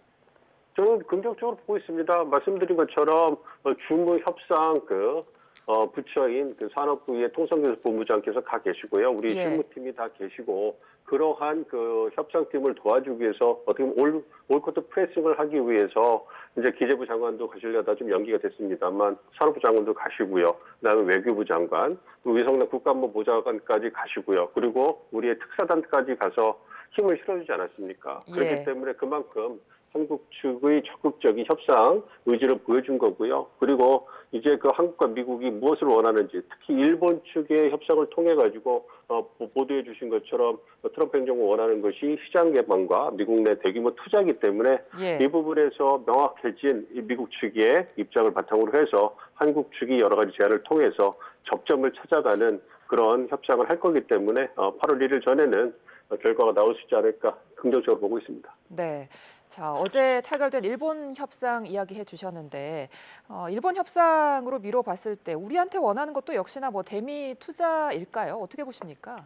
그렇습니다. 제가 파악했을 때는 3가지 정도가 트럼프 행정부가 원하는 거라고 생각을 했어요. 관세를 이용해서 무역 상대국을 압박하는 데 있어서 첫 번째가 무역수지 적자를 감소하는 거죠. 그래서 뭐 에너지 수입을 증대한다든가 이런 걸 통해서 가시적으로 한국이 미국에 대해 갖고 있는 흑자를 줄이는 노력, 이게 필요할 거라고 생각을 했고요. 두 번째가 말씀해 주신 것처럼 한국의 시장을 개방하는 거죠. 그걸로 해서 비관세 장벽을 낮춘다든지 규제를 완화하는 이런 부분. 그래서 일본이 이번에 쌀과 자동차의 일부 개방을 한다고 결정을 하지 않았습니까? 이런 부분에서 의미가 있다고 보고 트럼프 대통령이 또 최근에 시장을 개방하는 국가들에게 관세를 낮출 수 있다 이런 얘기를 명시적으로 했기 때문에 이 부분이 부각이 되는 거고요. 마지막이 이제 그 미국 내 투자인 거죠. 그래서 미국 내 양질의 일자리를 만들기 위해서 대규모 투자를 요구하는 거고, 그래서 5,500억 달러를 그 일본이 투자하기로 했지 않습니까? 그래서 이와 관련돼서 우리에게도 비슷한 요구를 했고, 현재 나오는 보도를 보면 우리도 1천억 달러 이상의 투자를 계획하고 있다고 얘기를 하고 있기 때문에 그러한 측면에서 양국이 원하고 대응할 수 있는 부분이 명확하게 적기 때문에 이러한 미국 연안 주문에 대해서 접점을 찾아가면 우리가 원하는 상호 관세율과 품목의 관세를 낮추는 데 성공할 수 있지 않을까 이렇게 보고 있습니다. 예. 자, 이런 가운데 미일 합의가 한국에 불리해졌다 이렇게 말한 피터 나바로 백악관 무역 제조업 담당 고문의 발언이 주목이 되는데요. 자, 그래픽을 띄워주시면 한번 같이 보면 좋겠습니다. 지금 나바로 이 제조업 담당 고문이 미일 합의로 한국 자동차가 불리해졌다 이런 말을 했어요. 일본과의 거래만 보는 게 아니라 전 세계를 엮어서 전체적인 전략을 구상한다거나 미일 합의는 체스 게임의 한 수일 뿐이다 이런 표현도 있었는데 어떤 의미로 봐야 될까요? 그러니까 자동차 산업이 갖고 있는 상징성을 얘기하는 것 같아요. 그러니까 이번에 품목별 관세를 부과할 때 자동차, 철강, 알루미늄, 그러니까 전통적으로 미국이 제조업의 상징이라 할 수 있는 부분들을 중심으로 이제 미국 그 제조업자들의 어떤 요청을 받아가지고 부과를 한 거 아니겠습니까? 그래서 이 자동차 산업이 갖고 있는 미국 국내 정치 경제적인 상징성이 굉장히 커요. 그렇기 때문에 미국 자동차 산업이 거의 이제 쇠퇴 일로에 들어갔기 때문에 그런 부분 살리기 위해서 이제 관세를 부과한 것이고, 그러한 큰 틀에서 이제 전 세계 수입하는 자동차 시장을 갖다가 조율하겠다 이런 의도로 생각을 하고 있습니다. 어쨌든 미국의 어떤 그 수입 자동차 시장을 보면 일본의 조율률이 가장 크거든요. 그렇기 때문에 일본도 5,500억 달러 같은 대규모 투자를 통해 가지고 어떤 그 상호 관세를 15%까지 실질적으로 낮추는 이러한 그 거래에 성공을 한 거고요. 예. 그런데 이제 우리 입장에서는 일본보다는 그 미국 자동시장에서 점유율은 낮긴 합니다만 굉장히 중요한 부분이기 때문에 그러한 부분에서 일본과 최소한 똑같이 품목 관세를 낮춰야지만 가격 경쟁력을 가질 수 있거든요. 그리고 일본과 한국이 어떤 미국 시장에서 자동차에 점유하는 그러한 품목들이 비슷하기 때문에 그러한 부분에서 얘기를 하는 거고요. 그런데 이제 일본만큼 한국이 대미 투자를 해줄 수 있느냐, 그만큼 미국의 어떤 이해를 위해서 어떤 기여를 할 수 있냐, 이런 부분에서 피터 나바로 고문이 그런 얘기를 한 것이 아닌가 생각을 하고 있고요. 예. 어쨌든 우리가 할 수 있는 면에서 충실하게 기여를 한다면 그런 부분에서 미국 측에서도 긍정적으로 검토할 거라 생각하고 있습니다. 알겠습니다. 오늘 말씀 여기까지 듣겠습니다. 지금까지 민정훈 국립외교원 미주연구부 교수와 함께했습니다. 고맙습니다. 네, 감사합니다.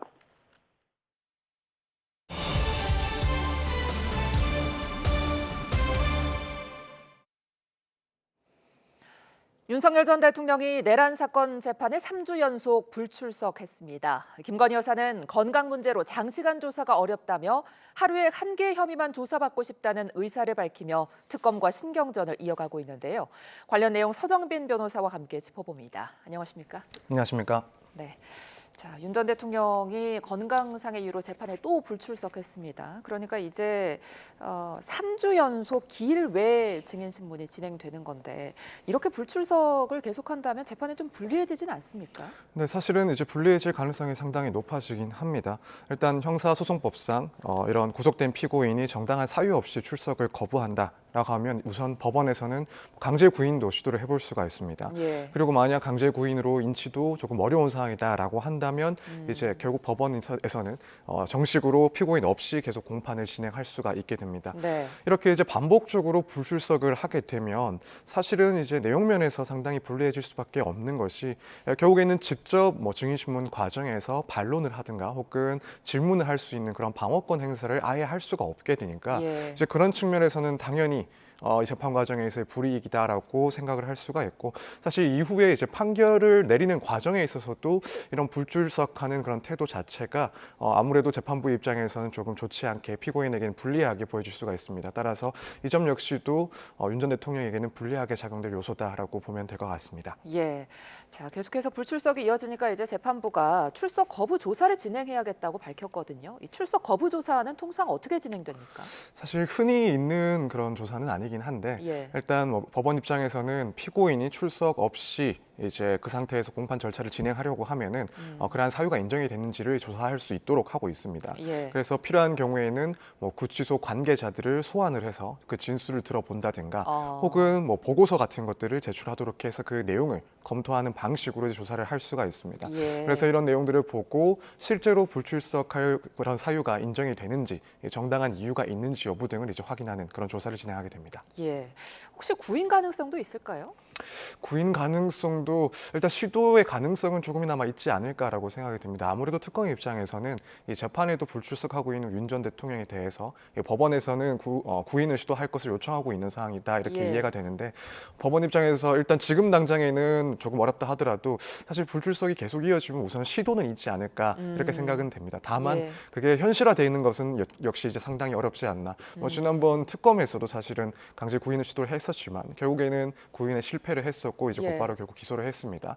사실 그 사안과 비교를 했을 때 법원이 이제 구인을 시도하는 주체가 된다 하더라도 아무래도 이제 실제 구치소에서 강제적으로 물리력을 행사해서 이 법정까지 윤 전 대통령을 데리고 나오는 것은 상당한 부담감이 있을 수밖에 없기 때문에 시도는 한다 하더라도 그게 성사되는 것은 조금 어렵지 않을까 이렇게 생각하고 있습니다. 알겠습니다. 자, 그런가 하면 이 내란 재판 외에 특검팀이 추가 기소한 사건을 지금 병합할지 여부에 대해서 논의를 할 예정이라던데 이 부분은 어떻게 전망하십니까? 일단 병합 가능성이 조금 있지 않나라고 생각을 하고 있습니다. 우선 지금 특검에서 최근에 추가로 기소한 것은 이제 윤 전 대통령의 직권남용, 또 특수공무집행 방해, 허위 공문서 작성 등 이제 이런 혐의들이 포함되어 있습니다. 지금 추가 기소된 이 사건은 서울중앙지법의 형사 35부에 지금 배당이 되어 있고, 기존 내란 사건은 이제 형사합 25부에 서로 다른 재판부에 지금 배당이 되어 있고 또 진행이 되고 있는 상황입니다.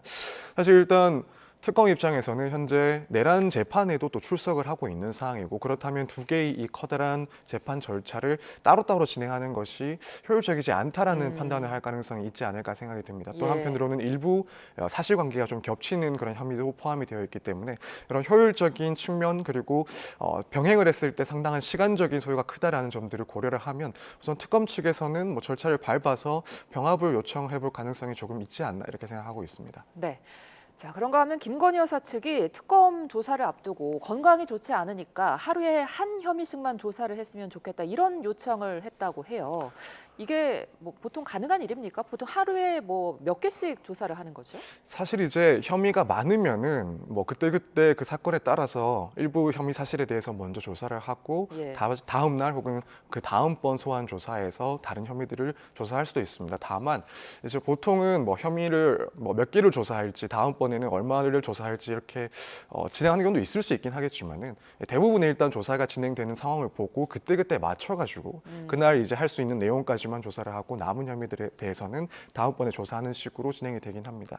따라서 지금 물론 김건희 여사 측에서는 워낙 혐의가 많다 보니까 이런 것들을 하나하나 다 방어를 하기 위해서는 한 번의 조사의 과정에서 변론을 하거나 혹은 방어를 하는 것이 상당히 어려울 수가 있고, 그렇기 때문에 혐의를 나누어서 정해진 혐의에 대해서 차례대로 조사를 하자라는 요구를 해볼 수는 있다라고 생각이 됩니다. 다만 이제 어디까지나 이 부분은 피해자 신분으로서 이런 수사기관에다가 수사의 방식을 요청하는 것도 사실은 무척 드문 일이기 때문에 이 점은 특검에서도 당연히 수용할 수 없다라는 입장을 다시 한번 표명을 한 것으로 알고 있고, 결국에는 특검이 이제 추진하는 대로, 계획하고 있는 대로 조사가 진행될 것이다 이렇게 보고 있습니다. 근데 특검 계획대로 조사를 진행하려고 해도 김 여사 측에서 야간 조사도 못 받겠다 이런 식으로 계속 버티게 들어가면 어쩔 수 없는 거 아닙니까? 그렇죠. 일단 소환에 응하지 않을 경우 혹은 소환에 응하더라도 조사에 대해서 상당히 좀 불응하는 태도를 보일 경우에는 일단 그때 조사에서는 특별히 강제적인 그런 물리력을 행사할 수도 없습니다.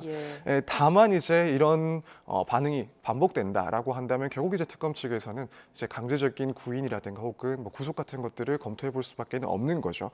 사실 이 부분은 김건희 여사 측에서도 당연히 고려하고 있을 문제라고 보여집니다. 그렇기 때문에 일단 소환 자체 그리고 조사 자체에는 응하지 않을까, 그리고 조사 과정에서 일부 조금 불응하는 듯한 혹은 소극적인 태도를 취할 수 있긴 하지만 그렇게 되면은 결국 강제 구인도 가능하다라는 점을 인식하면서 어느 정도 수사에 임하지 않을까 이렇게 생각이 됩니다. 예. 자, 어떻게 보면은 김 여사 측과 특검이 신경전을 하는 양상인데 의견 조율이 안 될 경우에 김 여사가 소환 조사를 거부할 수도 있을까요? 일단 거부는 당연히 할 수도 있습니다. 이제 수사 일정이나 혹은 수사 방식에 대해서 이의 제기를 하면서 소환 자체에는 응하지 않을 가능성도 분명히 배제는 할 수가 없는데, 다만 이제 지금까지의 그런 특검의 분위기나 혹은 다른 사건들의 흐름을 봤을 때 김건희 여사 측에서 소환을 불응하는 것은 좀 상당히 부담스럽다라고 생각이 됩니다. 사실 이전에도 수사기관에서의 그런 출석 문제를 미루기도 했었고 또 특검이 시작되고 나서도 사실 그 소환과 관련해서 상당히 자붕이 많았던 상황이라서 이제 김건희 여사 측에서는 한두 번 더 불응을 했을 경우 그렇게 되면은 말씀드리는 체포영장이 또 발부될 수 있다라는 그런 위험성을 충분히 인지하고 있을 것이다라고 생각을 하고 있습니다. 그래서 일단 조율을 시도는 해보겠지만 조율이 안 됐을 때는 결국에는 일단 소환 자체는 응하지 않을까 개인적으로는 그렇게 전망을 하고 있습니다. 네. 자, 이런 상황 속에서 김건희 특검이 김 여사의 문고리 3인방으로 알려진 인물 중에 하나죠. 조현경 전 대통령실 행정관을 불러서 지금 조사에 나서고 있습니다. 전에 이제 나토 순방 때 민간인 비선 동행 논란을 살펴보고 있는 건데 이 3인방 중 나머지 2인 유경옥 그리고 정지원 전 행정관은 언제쯤 소환할까요? 상당히 빠른 시일 내에 이제 소환을 해서 조사를 진행하지 않을까 이렇게 보고 있습니다. 말씀하신 그 조현경 행정관도 이제 어제 특검 사무실에 출석을 해서 9시간 넘게 또 조사를 받았다라고 합니다. 지금 특검에서 조사를 하고 있는 내용은 그 수사 대상 중에 하나가 이제 대통령실 자원을 활용한 사적 이익 추구 이 의혹에 대해서 조사를 하고 있는 것이고 네. 조현경 행정관도 문고리 3인방 중에 한 명이니만큼 그리고 또 다른 그런 관계자들도 연이어서 이제 소환을 해서 조사를 하고 있는 시점이니만큼 이 나머지 두 행정관 유경호 그리고 정지원 전 행정관 등에 대해서도 빠른 시일 내에 소환 조사가 이루어질 것이다 볼 수 있을 것 같습니다. 예, 건진법사 청탁 의혹과 관련해서도 통일교 수사가 지금 빨라지고 있는 모습입니다. 지금 증언들이 속속 나오고 있죠. 네, 그렇습니다. 일단 대표적인 그 증언은 윤영호 전 통일교 세계 본부장의 입에서 나오고 있습니다. 예. 그 윤 씨에 따르면은 이제 모든 청탁은 통일교 총재로부터 나오고 또 보고를 하고 윤허를 받아서 실행을 한다라는 그런 진술을 했던 것으로 알려지고 있습니다. 예. 또 한편으로는 윤 전 본부장의 이제 업무 수첩을 또 특검에서 확보를 했다라고 하는데 그 수첩에는 이제 건진법사 등을 통해서 김 여사에게 전화를 하고 또 통일교 현안에 대해서 청탁했다라는 그런 구체적인 정황이 또 기록되어 있다라고 알려지고 있습니다. 예. 그렇기 때문에 지금 이 의혹과 관련해서 증거 그리고 증언들이 쏙쏙 이제 나오고 있는 상황이기도 하고 사실 또 특검에서는 만약 이런 의혹이 사실이라고 했을 때 과연 이제 통일교에서 전반적인 그 통일교 전체적으로 조직적으로 이런 청탁이 있었는지 또 금품들을 전달하는데 종교 단체가 직접 관여를 한 부분이 있는지 이런 부분도 충분히 이제 조사를 할 내용이기 때문에 여기에 대해서도 이제 특검이 들여다보고 있지 않을까 이렇게 보고 있습니다. 네.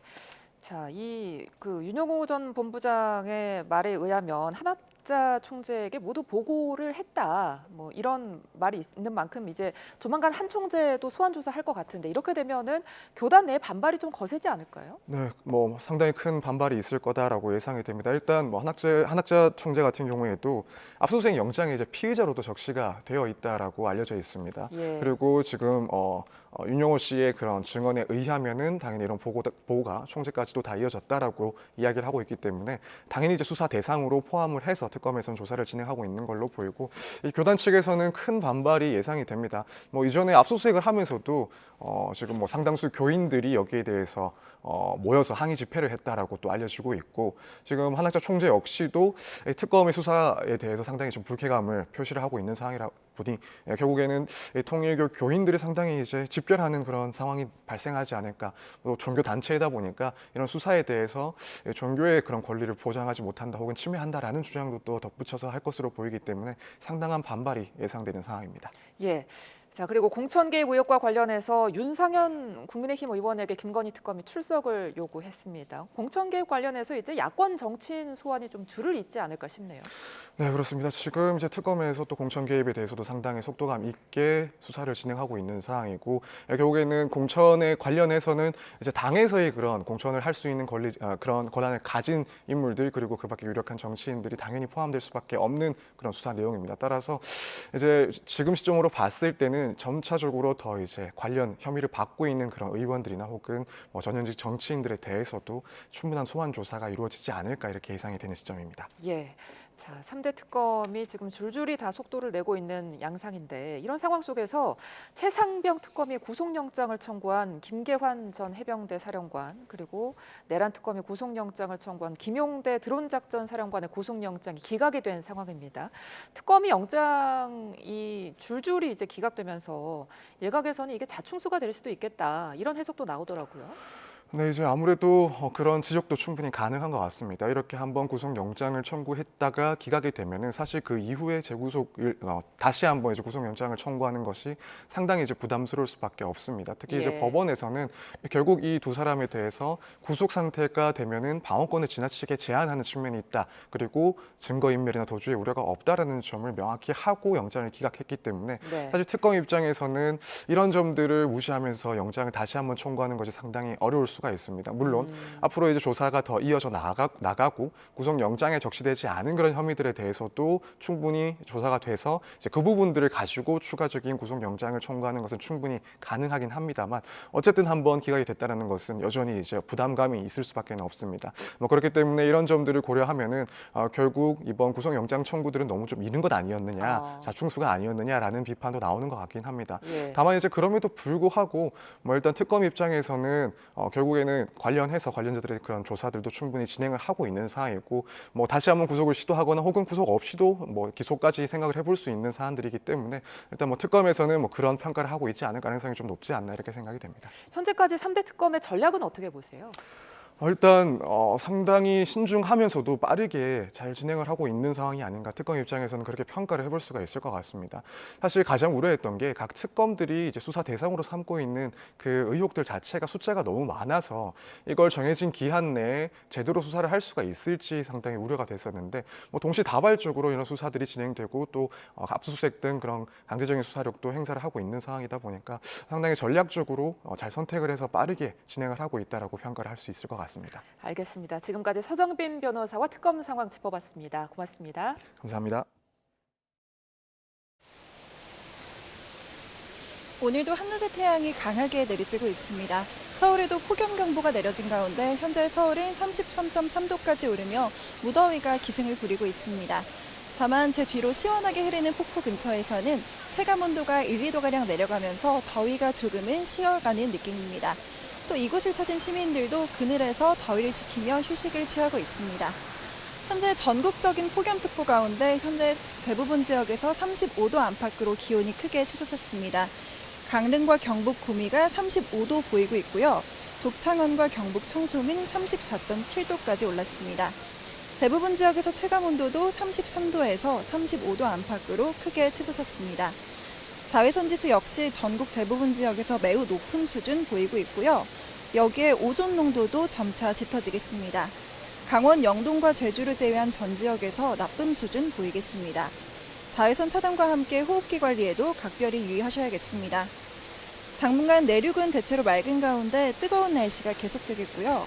제주도에는 이번 주말과 휴일 비바람이 불 전망입니다.